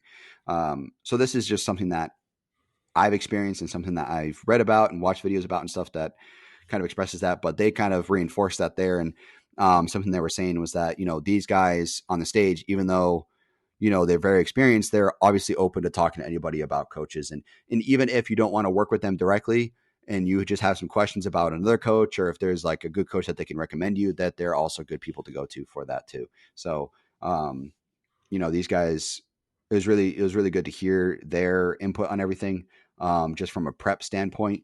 And they kept reinforcing that off season shouldn't really be called off season anymore. You're still on season. It's a lifestyle. You're 24/7. This is a 24/7 mindset. It shouldn't really be called off season. You're not taking a rest. You're not resting from anything. You're still training. You're still most likely taking drugs. You're still getting ready for your next show. It's before prep. It's pre-prep, basically, is what yeah. we should really call it. So something to keep in mind there. So then we got, they did a bit more talking, and then they did the posing section. And then the exciting part was at the end, where the last 40 minutes or so, 45 minutes was, they broke everybody apart by division and went into separate rooms within the gym and did posing. So this is the part that I was looking forward to the most. A lot of the information that they were giving as far as like what the judges are looking for and how the NPC and IFBB works was very beneficial to me, but really the posing is truly why I wanted to be there and what I wanted to see out of these experts. So the way it worked was women's bodybuilding and stuff went into different rooms, and men's open and stuff went into different rooms. But men's classic physique and men's physique was in the big room that we were in for the seminar, split in half. So one side was on one side of the room and the other one was on the other side of the room. So I was on the men's physique side, and every few minutes they'd have 5 guys come to the center of the room and do posing in front of everybody, in front of all the pros and the judges and stuff. And that's where they give them critiques. So it was like classic physique. 5 guys would go up. They do like a front double, quarter turn with a side chest, rear double, another quarter turn with another side chest maybe, and then they do like an ab and thighs, and then maybe return back to a front double. And each of those poses, pro guys would fix them up. And then afterwards, when they're done, men's physique would go up for 5 of them. And then when the classic physique guys would step off to the side, they'd have a pro from classic physique go over and critique these guys more so they can really reinforce what they were No, critiquing them on before. Then the one men's open dude walks into the center stage. Yeah, just fucking stomps on everyone. There was literally like 3 or 4 actual men's open competitors there, or guys interested in men's open. So they were in the other room with women's bodybuilding because there's almost no women's bodybuilding. There's tons of bikini, wellness, and like a couple physique, but that's about it. Everything else, like mainly was bikini and quite a bit of wellness. That's the main focus for women. So they were in a whole separate room. But so when you were done getting critiqued in the middle of the room, you were off to the side with a pro, and they were critiquing you there, giving you more reinforcement on what you learned from the middle. So that was really, really cool because you weren't just getting your like few minutes of time in the middle and then you were done. They were still critiquing you when you were done in the middle. So I was the last group of men's physique guys. It was like 4 or 5 groups. There was no real like actual hierarchy or anything like that. It was just whoever went out to the center. So I was letting other guys go because there's a lot of guys there who needed the help with the posing. So prior to me stepping out into the middle of the room, my coach came up to me and this other guy, Presley, who is also my coach's client. Him and I get along. Presley's a cool guy. So he came up to me and Presley and was like, all right, you guys hit your front pose for men's physique. Cause my coach is a pro in men's physique. So he's helping us with posing, and he comes up and he does, tells us to do that. Me and Presley pose very, very differently. So when I get my pose, my coach is like, dude, I don't even got to say shit. He's like, you just fucking click right into it and there's nothing I can critique. Like you fucking nail it. Like it's natural for me at least. So he didn't change anything. So then I kind of look at him critiquing Presley, and then he says, all right, you guys hit your back. I hit my back. And he says to me again, he's like, dude, I don't got to tell you shit. He's like, you hit it every single time. There's nothing to change. So that gave me like, that kind of lifted a lot of weight off my shoulders as far as like stepping in front of like the best of the best. Yeah. And then when I finally was able to go, it's on my Instagram, ptg.build. If you guys are listening, that's my Instagram for my fitness stuff. And there's a video. Mike, who's the one running it, he has a microphone. He's like, dude, there's nothing I can critique. He's like, you're good. Mike's a pro men's physique competitor. He got pro in 2016. But he's like, dude, there's nothing going to change. Andre Ferguson came up, moved my foot about an inch to the left and then maybe like an inch forward. And he said, where your foot was fine. He said, I just think that you're probably going to have more balance kind of with a more narrow stance. And he was right. When I had the wider stance, I was more shaking and there's less balance. So when I had more of a narrow stance, I was more stable in the way I was standing. It was easier to put more weight on my left foot because I pose righty or no, I pose righty. So my right arm is on my hip. Most guys don't even put their arms on their hips, but I put mine on my hip. Is what looks best for me. So that's when in that video, and that's what I commented. Ferguson takes a step back and just goes, "That's it right there." Yeah, he came up, tweaked my foot, and he just says like your balance is harder when you have a wider stance. And I was just like, I relaxed and I was like, yeah, I feel better with this stance now. So that's all he did. And he said, all right, let's hit the front. Then he steps back. I hit the front. And he's like, that's it right there. Like That's all he had to do. My front was fine besides just having a little bit more balance. And even then, it didn't really show. It's not like it showed I didn't have any balance. He just kind of gave me a recommendation, which was fucking hype. And then we did the back. When I did the back, he pushed me forward like an inch. Like he's like, lean a little bit forward. So I went forward just like a little bit. And he's like, boom, right there. And then he's like, he goes to fucking walk away. He's like, I got nothing else to say. And he starts walking away. And then he comes back and he like daps me up and shit. He's like, dude, you're set. You're ready. He's like, your pose is on point. So that was super exciting because it just kind of made me feel better about stepping on stage when I do. At least that way I know that essentially an Olympian who's won the Olympia, for men's physique has told me that my posing is fine. Like I'm ready. Like That I'm that posing at. you must have went home and said, okay, for anybody who's under the age of 18, cover your ears for the next part. You must have come home and said, Paige, bedroom now. Yeah, that's what it felt like. My testosterone was through the fucking roof. It was so motivating because like now I know that essentially not, I mean, I Like don't know if I'll ever, I have goosebumps right now just from you retelling that story. Like just yeah, for knowing that happened for you. yeah, it was great. And it's, you know, whether or not I'll step on the Olympia stage one day, I have no idea, but at least that I know I'm posing at an Olympian level. See that's not the mindset. I told you I'm going to see you at the O, so you Yeah, better yeah. be there because I'm gonna be there. I'll be at the O. I'll be at the O one day, but Except you just even have to you have to come find me in the wheelchair division. yeah, yeah, yeah, you'll have your knees will buckle or something. You'll be like, "Yep, I got bad knees. I can't walk I'm, anymore." I'm gonna have spinners on the side of my wheelchair that say "Crash Garney." Yeah, you just have like my Instagram tag on it. Sponsored. Yeah, sponsored by crash.hvh.podcast. Um, but yeah, so that was hype because no matter what, I at least know that like my posing is on point and it's ready to go. So I told my coach that, and he's like, dude, I could not be more proud. Like it was great to hear him say that. He's like, I could not be more proud. He's like, it's great to see how far you've come and your posing is on point and we're going to take it to the next level. And man, I really appreciate that. I was like, I kind of feel like I've gained some weight and some fat. And he's like, dude, you're in such a good place right now. He's like, you are exactly where we want you to be. So we're going to start a carb cycle and, whether or not we're going to adjust my actual anabolic protocol, I have no idea, but, we're going to change it up with my food soon. And it was overall a phenomenal experience. And I'm so glad I was able to go. I really wanted to make sure I set the time aside to go because these only happen every once in a while. And just Steve alone, just even if there was no posing involved, just hearing what Steve had to say for everything was enough for me. It was 4 hours long and I absorbed every single ounce of information that he had to say. And now I'm just that much more prepared when it comes to, um, getting on stage when I do. And I think now really the only thing I have to adjust is just, creating a transition for my posing.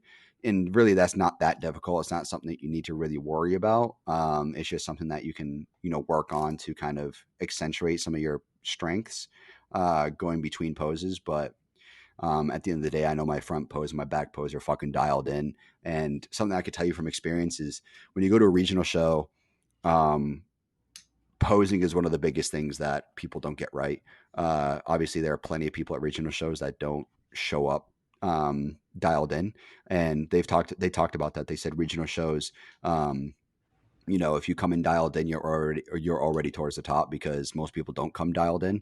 So if you're able to come dialed in, and on top of that, have good posing, you're already setting yourself up for success. So I know that at least for like us, my coach and I, like we're gonna show up to a show and the plan is to just sweep the floor. Well, that was what I was going to say. Like the entire moral of this episode should be the time. It's the time that's necessary to get yourself to the level because Paul has gone to tons of different seminars and things like that. He's been with his coach for 2.5 years, head Yep. coaches prior to that, and still is looking at his first show. Like Yeah. we're talking about a commitment that needs to be made if you're getting into this sport. And I think that's like the giant takeaway from this. How you got to go to all these things. You got to sponge up information from literally everybody. Yep. Yeah. You can never be too prepared for your first show. And like, let me put it this way. When I started with my coach, I said I wanted to compete soon within the next few years. And our plan for the first show is January 2022. And it's now March 2023. And I have yet to compete. And it's not because I couldn't step on stage. A long time ago, November 2021, my coach was like, dude, like, cause this is when he won a regional show preparing for his national show, which he ended up winning overall. So he was national champion 2021. When I went to his regional show that was near Charlotte, he's like, dude, he's like, you're at a place now where if we just prep for 3 weeks, we can get the win. Like I've been able to win a show regionally, at least for a long time, but Yeah. getting to the level where like the overall is solidified before you even show up is what we're trying to get to. And we're trying to go from regional to national right away. Like we want to be so ready for a show that I can then compete nationally right after that. Like we just want to do a regional show to get like I'm in my mind, I want to do regional show to get ready for a national show. Like a regional show to me is like a stepping stone. It's not even for me, it's I'm not even trying to compete at regional show. I'm trying to get myself dialed in and ready for a national show is the goal for me. So, and like you said, I mean, it's taken so much time and a lot of effort, and we've had setbacks. We've faced adversity. I've had like mental breakdowns. I've gone through a lot mentally and physically between when I started with my coach now and with starting with my coach that I have now, and then also up to this day, I've faced all of that, and um, there's a lot that has changed and a lot that's happened, and you know, it just at the end of the day, you can never be too prepared. And I think if you plan on competing professionally, then you shouldn't just want to go to a regional just to go to a regional. You should like regional is the fucking minimum to win. And then national is the next step. Something that a lot of the judges there and a lot of the competitors were saying was that it took them a lot of them a long time to make pro. My coach took 5 national shows before he ever won his pro card. So sometimes it takes a long time before you ever get to the pro level. And even then, even if you are at the pro level, it doesn't necessarily even mean you can compete at the pro level. Just because you earn your pro card doesn't mean that you can go to a pro show and start winning. So sometimes, even if you have your pro card, you should still compete nationally and keep getting better and better until you're ready to compete at the pro level. So that's also something to keep in mind too, is that if I do go to a national show and win a pro card, I would never put myself this right now. I would never put myself up on the same stage as Chris Barr or Morris when they were up on that stage yesterday. I'm nowhere near them. So even if I do hypothetically earn my pro card soon, doesn't necessarily mean that I'm at a pro competitive level. I just have my Yeah, pro card. well, you could be at the competitive level. Just there's different like stages and different lengths to that. It's not, and everyone is not the same once you reach that pro level. I mean, there's a reason. Like in other sports, like I'm going to take basketball for example. You have NBA pros, which is everybody in the NBA, but then you have NBA superstars, which are like the top tier. But then you also Yeah, have like NBA role players, which are just like guys who are there who play a supporting cast role essentially. And like there's all these different tiers and different levels to it. So once you get that card, that's just your admittance to the league. That's not saying you need to continue to earn from that point forward. exactly. Like that's why I mean time things I must earn. Like you have to just constantly grind for everything. Yeah, exactly. And it's like just like you said, just because you have your NBA card doesn't mean you're going to be the best player on the court. And that's what it Exactly. comes down to with the pro card. It's just because I have my pro card doesn't mean I'm going to go start winning pro shows. I'm going to probably most likely get swept. And one of the things the female judge, Mo, she was saying was that it took her like 8 national shows or something, 8 years of actual national competing before she won her pro card. And she's actually really glad it took that long because she got to basically the best she possibly could to earn her pro card and set herself up to then start competing at a pro level when she earned her pro card. She said, if I earned my pro card at the first national show, I probably would try to start competing at the pro level and never really improve because sometimes you need to take a step back from competing, put on size and everything before you can start really competing at the pro level. So even if I earn my pro card, it'll probably be at least a year, maybe 2 before I start competing at pro stages, you know, because like my goal for me is to earn my pro card, but at the end of the day it's not just earning the pro card, it's also competing at pro stages. And then from there, once I start placing well, the goal would be winning shows to earn the points to compete at the Olympia. And then from there it would be improving myself at each Olympia. So that's kind of the timeline in my mind. But it's also not just, like I said, it's not just getting the pro card, it's like getting through prep. Like that's my thing, is like I want to lose this baby fat. I want to lose this shit that's like really holding me back right now. And then once I can lose that baby fat, I'll set myself up even better for the next prep because, like baby fat is super, super stubborn and I've had the same fat for my whole life. So if I can lose that shit and push myself hard enough to lose that, then even my next off season, I'm going to look pretty lean. I'm going to have visible abs, vascularity and all of that, no matter how much food I'm eating. So that's really my goal right now is to lose that baby fat. But in doing so, I'll be prepping for a show. So that's really where I'm at right now. And um, the timeline of events as of right now, from what I can tell, is most likely an August show, maybe September. As far as timeline goes, we haven't picked a show yet, but most likely like 2 to 3 more months of this current growth phase, and then kind of transitioning probably to a quick recomp, which is recomposition. So most likely like maintenance calories or something, pushing cardio a little bit to lose some fat and maybe gain a little bit of muscle. So more so focus on losing weight, and then from there kind of transitioning slowly into a prep and then getting into a show, I think is kind of where we're at. But it goes to show that just because you want to compete doesn't necessarily mean you're ready. And if you go to any regional show, you'll see why. You'll see why those who win are the ones who are ready to win, and those who lost most likely weren't ready to compete and didn't come dialed in. So you got to, like you were saying, Steph, you got to absorb as much information as possible. Work with your coach as long as you can. Really stay consistent and figure out how your body responds to everything. And then you can start potentially looking at the timeline of events to get you to a stage. And, I could have competed last year, October, maybe November. We would have kind of had to push my body a little bit, but I could have definitely competed regionally at least. But we wanted to focus on my wedding, having my wedding being the priority way over the show. Obviously like kind of set back as far as like the timeline of events, but I would have rather have that than pushed it for a show and then came up to the wedding and was off hormonally and mentally and wasn't healthy or anything. So we prioritized the wedding. So sometimes things get in the way of your competitive career. So you got to take that into account too. And that just comes down to having a proper coach and proper judgment from your coach and guidance. So you got to take your time. It's going to take time and you got to accept that. It's a marathon, not a sprint. And when you do finally get to that stage and when you do finally win, it's going to make every single second of effort worth it.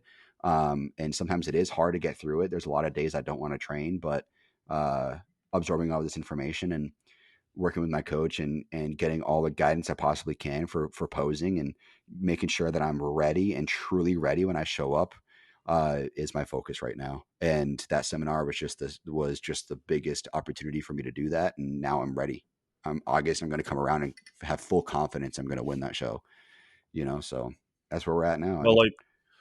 Well, like you were saying with me too, with how this, 6'3", 6'4", 6'5", division, well, not division, but grouping within the show. Like hypothetically, if I didn't break my arm, I could have spent these 6 weeks doing a mini prep, go in and then do a show. But like, it's not worth it at this time, Yeah. Like it's way better to spend another year or two really honing my craft and building up size and toning and everything. But like you were saying, hypothetically, I could have gone fucking a week ago if I didn't have my broken hand. You're not going to have much people competing in your class at your And height. It's just, that's my whole point. Like hypothetically, I could have matched up against the 2-3 people that are there, but is it worth my time? Not really. Like I want to get myself to a point where it's well worth it, not just for me, but for my coach, because you're not just representing yourself. Like, yes, inherently it's selfish. You're doing this for yourself, but you have your coach behind you. You might even have a team, like if you have like a nutrition team or something like that behind you. Like there is a group of people that are behind you that you're representing, and that's more so what you have to keep in mind when you are making this decision. Yeah. It's that's something that Mike talked about.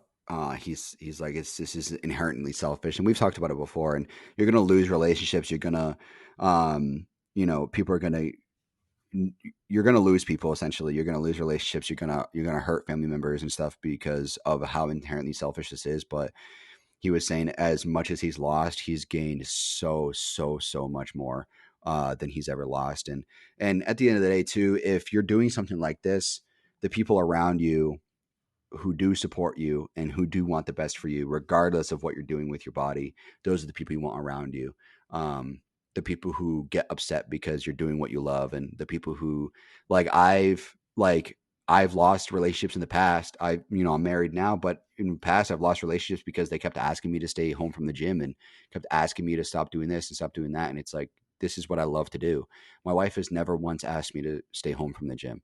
Sometimes she wishes I didn't have to do cardio so I can come home sooner, but she's never once asked me to stay home from the gym. Sometimes she wishes, like I can get home, like, so for work, for instance, when I was kind of strapped for money, I was working until like 5 or whatever, and then I'd do DoorDash for a couple hours to make up some money, and then I'd go lift, and I wouldn't be home until 8:30. And she'd wish I would be home sooner, but that was more because of like having to do DoorDash to catch up on money than it was actually training. So she's never asked me to stay home from the gym, and that says a lot about our relationship. And that was a big, big green flag for me, was that she knows that like the gym is a priority. It's not a priority over her. We can have multiple priorities in our lives. And for me, the gym is one of my priorities every day, just like how this podcast is a priority every Sunday. No matter what I'm doing, I need to be able to do this podcast every Sunday morning and be able to edit it and post it for our listeners. It's the same kind of thing. It's a priority. It doesn't take priority over other things, but it's still one of my priorities. The gym is one of my priorities. Yeah. And she knows that and she supports it. So the people around you need to be able to understand that, and they need to be able to accept that you're going to have a passion that's not involving them. And it is inherently selfish, but it teaches you so much more about who you are, and you learn so much more about who you are mentally than you can learn from pretty much anything else. And you're going to teach yourself true discipline through this. You're going to teach yourself true motivation. You're going to understand your limits with your mind and your body. So there's a lot to gain from participating in this very abnormal sport of ours, but there are things you're going to lose along the way. But in a sense, that loss you're going to get is most likely going to be beneficial to you in the future. So you got to keep that in mind. You got to keep pushing, and there's nothing that can ever replace your discipline. That's one thing that I've always had, is the discipline to always train, no matter how bad I don't want to train, but you still got to do it. The So best example of that is if you look up the there's video of Chris Bumstead talking about this, and this is the best of the best in the world, 4-time back to back to back to back winner, talking about losing social aspects of his life to continue doing this, and actually breaking down, crying over it, showing like that's the level of heart and desire you have to bring to this particular region of your life if you want to reach the level that he has. Like, mhm, you can absolutely settle to be a mid-tier bodybuilder. You can absolutely do amateur shows your whole life, and there's nothing wrong with that. Like, that is totally fine if that's what you want to do. mhm, Like, if you want to stay in that realm, like, you could even stay full natty and do that. Like, you can just do amateur shows and not touch a drop of anabolics, like, and that's totally fine. But to continue to push yourself to the pro stage and then continuing to the higher echelon of what makes up the sport, you have to be willing to make sacrifices, and those sacrifices can be really dire, and it can push you to the brinks, and you have to be okay with that. And that can mhm. be such a mentally daunting thing, and you see that even the top tier guys in the world break down thinking about it. So it's not an easy sacrifice by any measure whatsoever. No, I mean, look at like a lot of the top competitors, especially those that compete in the O. Like Sebum now lives in Florida because it's a better location for him to pursue his bodybuilding. He left his home country of Canada to do that. Regan Grimes did the same thing. He moved to Las Vegas out of Canada so that he can compete or can lift and work with his coach Milo Sarkev every day and focus on the Olympia. Nick Walker did the same thing recently. He moved from Fort Lauderdale to Las Vegas so that he's closer to the O. There's a lot of these sacrifices that these people are making so that they can better themselves for the future. And that just, I mean, that can happen anywhere from the bottom to the top. Um, and I mean, you like even look at like Arnold. He moved from Austria to Venice so that he can lift at the Gold's Gym there. Like he did that so that he can better his bodybuilding career. Obviously bodybuilding, there was no money in it. They did it for the passion back then, but like now it's like there's just so much you could possibly lose, and social media is also a big aspect of it now, and there's so much pressure and everything on all these guys, and it's tough. You're gonna, like I said, it's inherently selfish, and you're gonna push people away by doing the sport, not that you're purposely doing it, but like focusing on yourself and doing what you need to do. You're not going to be really, if you want to be serious about this, you're not going to be going out on the weekends partying anymore. You're not going to be drinking. You're not going to be eating this or eating that. I went out last night and didn't have a drop of alcohol. I had a sip of cider to try it, but I didn't actually have a drink at all. And I never drink.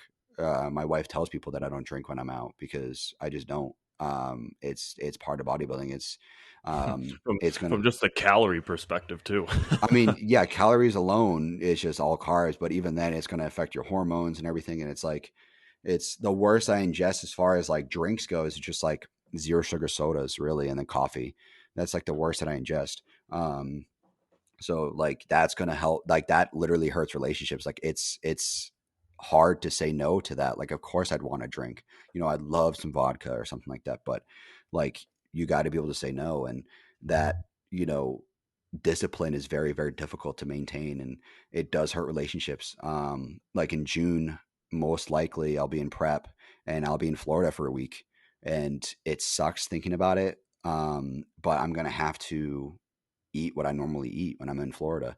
Yep. Maybe I'll get a refeed or something, but like I can't drink, and I gotta be on point, because if I'm going to be competing in August, I'll probably be 8 weeks out, maybe 10 weeks. And that'll probably be like the start of my prep.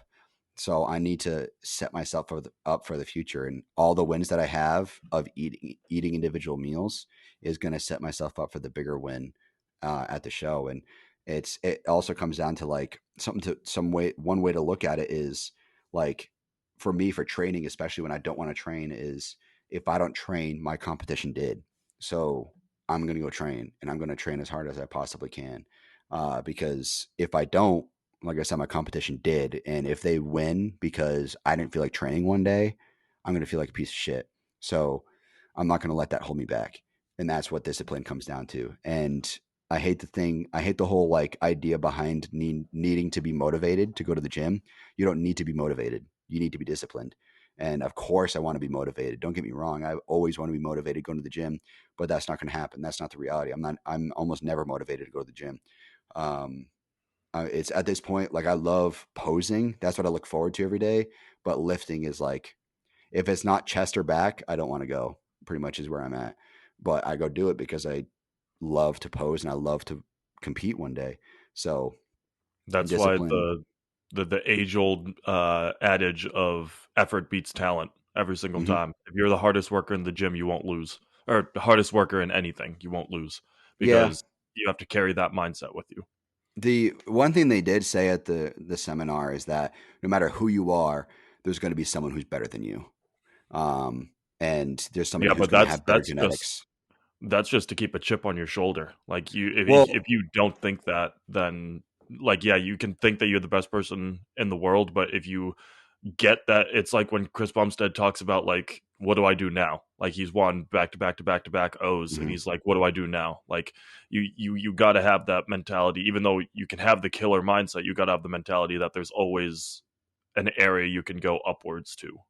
Almost always there's still going to be someone better than you. Like Ramon, even though he's number 2 at the Olympia, Chris Bumstead still beat him. Even though he's one of the best in the world, there's still somebody better than him. And somebody's going to beat Chris Bumstead. Somebody's going to dethrone him one day. Yeah, it's There's always, next year. yeah, who knows who it's going to be at what point, but there's always going to be someone better than you, and there's going to be someone with better genetics. And our hard work will get you most of the way. Talent won't get you all the way.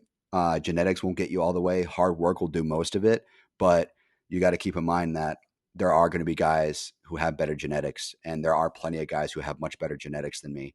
But I'm going to do everything I possibly can to get to the point where I beat them.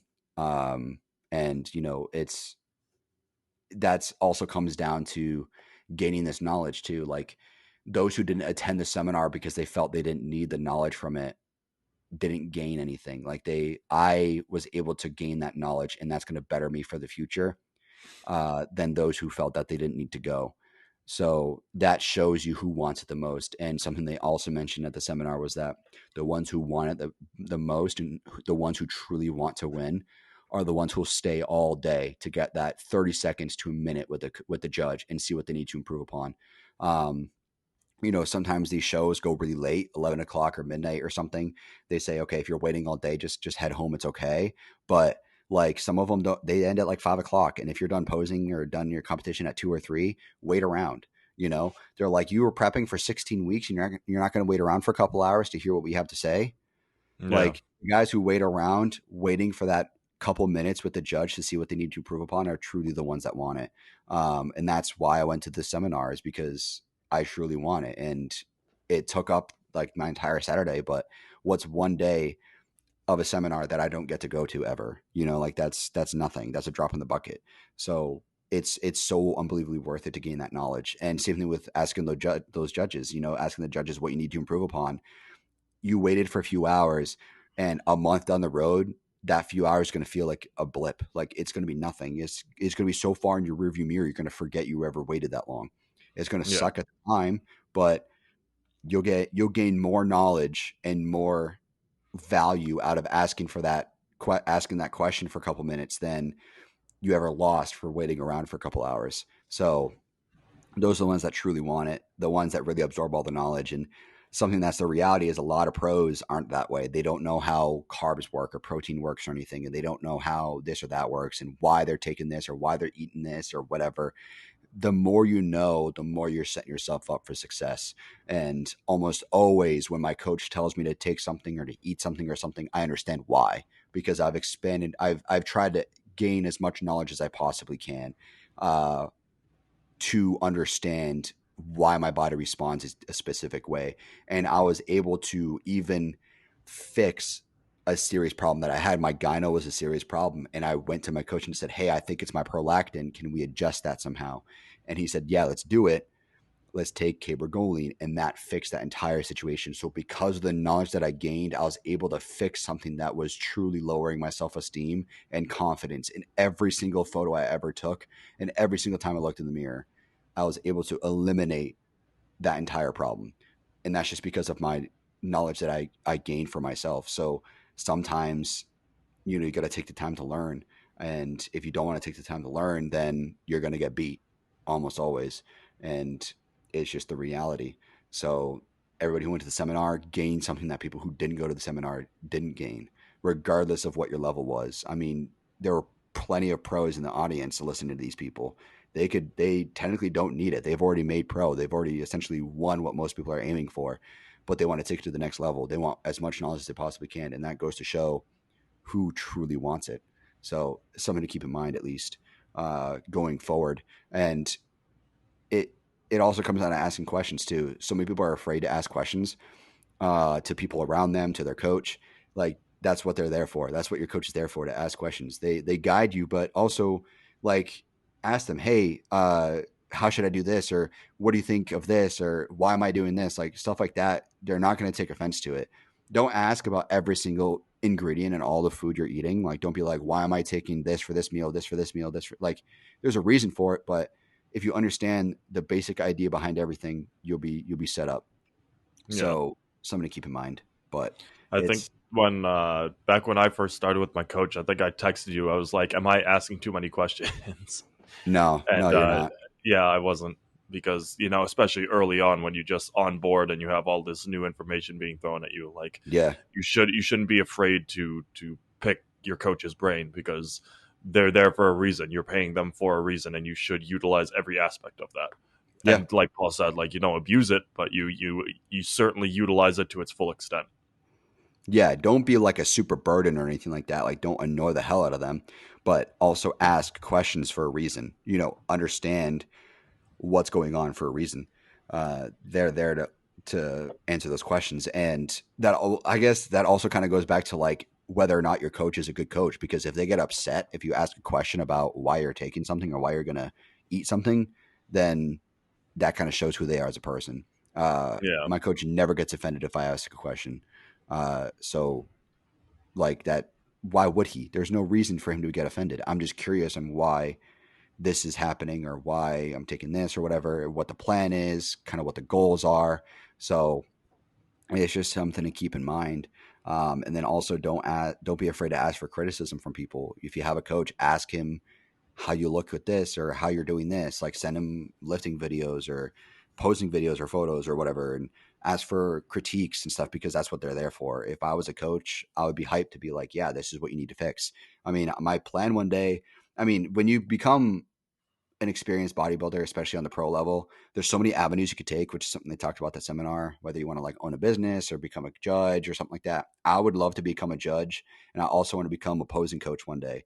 So if I'm becoming a posing coach and I have a client that works with me on the regular and they send me a video asking a question, I would be more than happy to answer that because they're working with me and I'm working with them. So you got to keep that in mind. There's a reason they're working with you and there's a reason you're working with them. So why would you not ask questions? Why would you not want to gain that knowledge? And there's so many free resources out there to gain knowledge. I mean, YouTube alone is so unbelievably expansive for knowledge that Yep.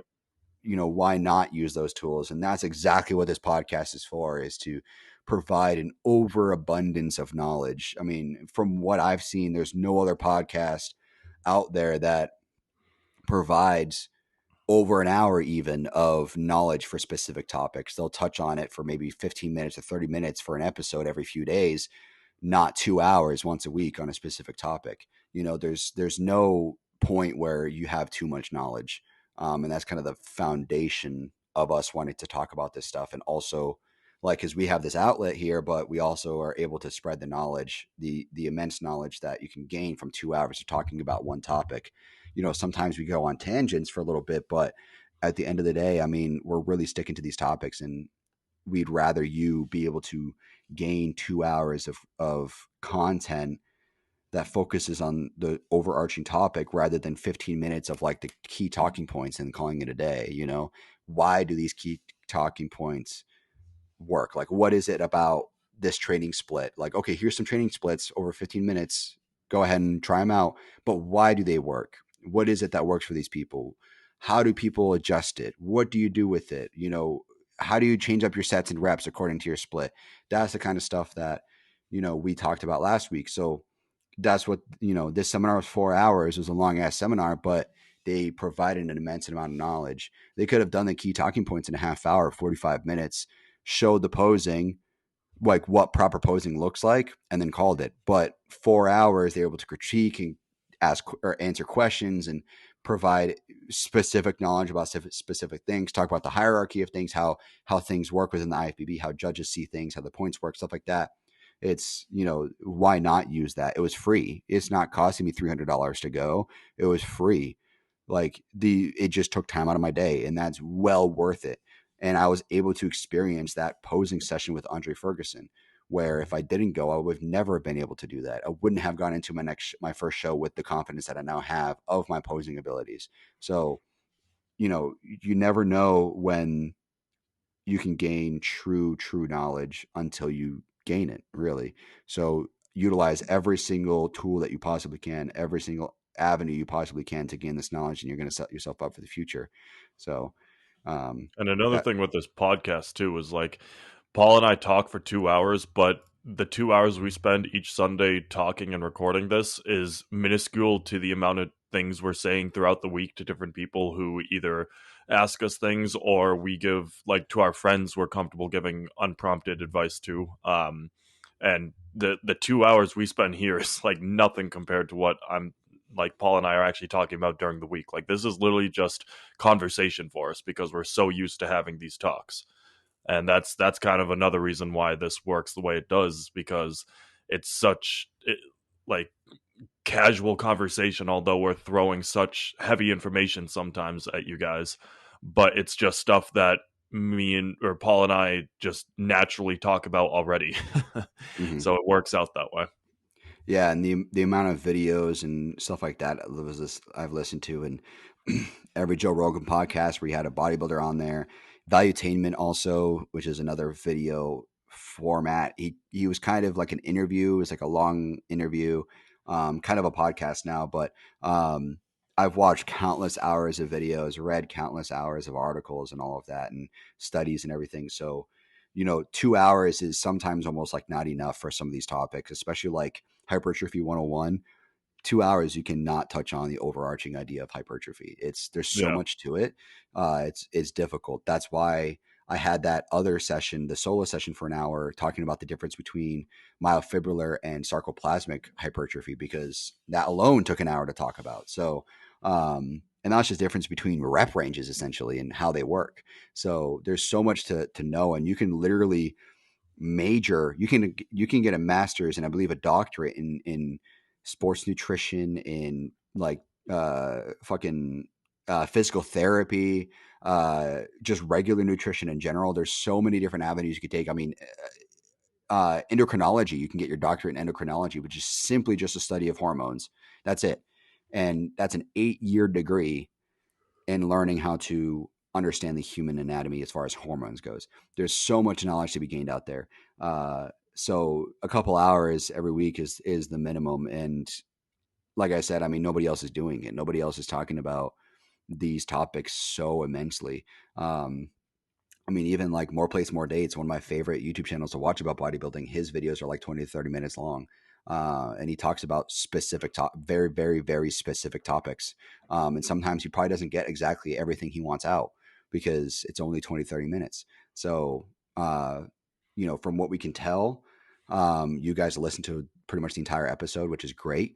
That's what we want. But as far as this episode goes, the biggest knowledge we want you to take away from this is that you need to take as much knowledge in, really, is every avenue you could possibly take, get it. And part of it also comes out of networking too. Like, I was able to attend that seminar because of the people that I know. My coach is promoting it, Brooks is promoting it, Unchained Physique is promoting it. Where if I didn't ask a question to one guy, hey, do you know a coach nearby that I could work with? If I didn't ask that question, none of this with my coach would have ever have happened. So networking, talking to people, asking questions, making friends, connecting with people, social media, stuff like that, will truly set yourself up for the future, and it'll grow exponentially. That's why, like, I'm not worried about how many people are listening to each of our episodes, because we love doing this. And at the end of the day, we're going to hypothetically grow over time, and we'll have more of you guys listening, more of you guys getting knowledge from us. But I'm not worried about it. My social media, my Instagram, I'm not worried about how many people are following me, because hypothetically it's going to grow exponentially, and that's just word of mouth. So if I have 100 followers today, a year from now I may have 200, then a year after that I might have 600, then 3,000, then 20,000. Like, everything grows exponentially nowadays. So you just gotta, if you put in the effort now, you're gonna reap the benefits even more in the future. So the more you absorb, the more you understand for future advanced topics, and then the more you advance, and then you set yourself up for your pro card. So that's just how it is. And I was How you going to should say, look at it. speaking of listeners, I get to, on an everyday basis, feel positive with my interactions and molding, the young mind, since I work as a teacher. But Paul, I'm going to give you this little tidbit. You know that viewer count spike that we got recently? Yeah. Um, that is a large chunk of new students, specifically young males looking for that particular outlet. So Yeah. I see them on an everyday basis, but the once a week thing that you provide as well for them is continuing to shape the young males of the future. And a lot of these kids need a physical outlet to work with. So Yeah. I actually was administering a vocabulary test, and these kids had their AirPods in, and I asked them what they were listening to, and they flipped it over, and it was our podcast. So That's funny. it's pretty wild to see that because we were dumbfounded when we found, I think it was in the first couple of weeks, we had a 60 plus listener tuning in, and now we have sub 18 tuning in. So the branches that we're spreading right now are Yeah. vast and wide, and that's probably the coolest part of this, is that regardless of where you are in this walk of life, or in the fitness world or in the bodybuilding world, there's always something that you can take out of it, and that's why we continue to do this. So it's just a little thing to keep in mind, that you now have some young males that are paying attention and listening and taking things out of what we say. And Awesome. they Yeah. actually came up to me and they're like, "What's the dude's name that you talk to? Are you good friends with him? What's his deal?" And I get to talk about, you know, what we do on the podcast. So it's a pretty wild time. Yeah, that's awesome. Yeah, it's good to hear. I mean, it's cool that we're reaching out to those, you know, to your students and everything. I mean, there's no age group specific that we focus on. I mean, some of the topics that we cover, especially anabolics, if you're under like 22, 23, don't even touch them. But you know, that stuff's kind of on the older side, but you can apply most of what we talk about to pretty much any age group. And I think the sooner you get into this stuff, the sooner you're going to set yourself up for the future. I mean, you see guys competing pro at 21 because they started lifting at like 13. You know, they started Yep. everything at 13. So it's like the sooner you get started in things, the sooner, like the better you're setting yourself up. I mean, some guys, like I said, there's a guy who was competing at 65. Like, imagine where he would be right now if he started when he was 20. You know what I mean? It's like George Brown, lower 40s. Imagine where he would be if he started 5 years sooner than he did. You know, it's the sooner you learn all this, the sooner you start, the better you're going to set yourself up for the future. And you can really capitalize on that and really capitalize on your age if you can. If you're young, you know, under 30, really capitalize on that. Even under 25, really capitalize on that, because not many people get to say that, you know, I'm young, so I'm going to go after this now. So be sure you get on top of it. And the sooner you enjoy it, the sooner you have fun with it, the better it's going to be in the future. So I'm hoping Well, that we can change some lives with that. it took me by surprise because one day I was just in my room, you know, working with students, and I had some people call me over and they're like, "Hey, what's a suicide grip?" And I was like so thrown aback by it because I was, you know, I'm talking about English at the time, Yeah. and I get that thrown at me, and I was like, what are you guys talking about?" And they're like, "Oh, we're listening to building a bigger chest and bench pressing, and you talk about suicide grip." And I was like, these kids, crazy. That it was a really good feels good moment because then I spent 5 minutes going on a tangent explaining to an entire class what a suicide grip was. Yeah, that's funny. That's awesome. Yeah. So yeah, continue to tune in, guys. Continue to ask us questions if you see us in person. Feel free to send us any kind of feedback that you want. Hmm. But we will be back every single Sunday with brand new content for you guys. As always, we'll always be here. Absolutely. All right, guys. Alrighty. See you guys. Bye, everybody.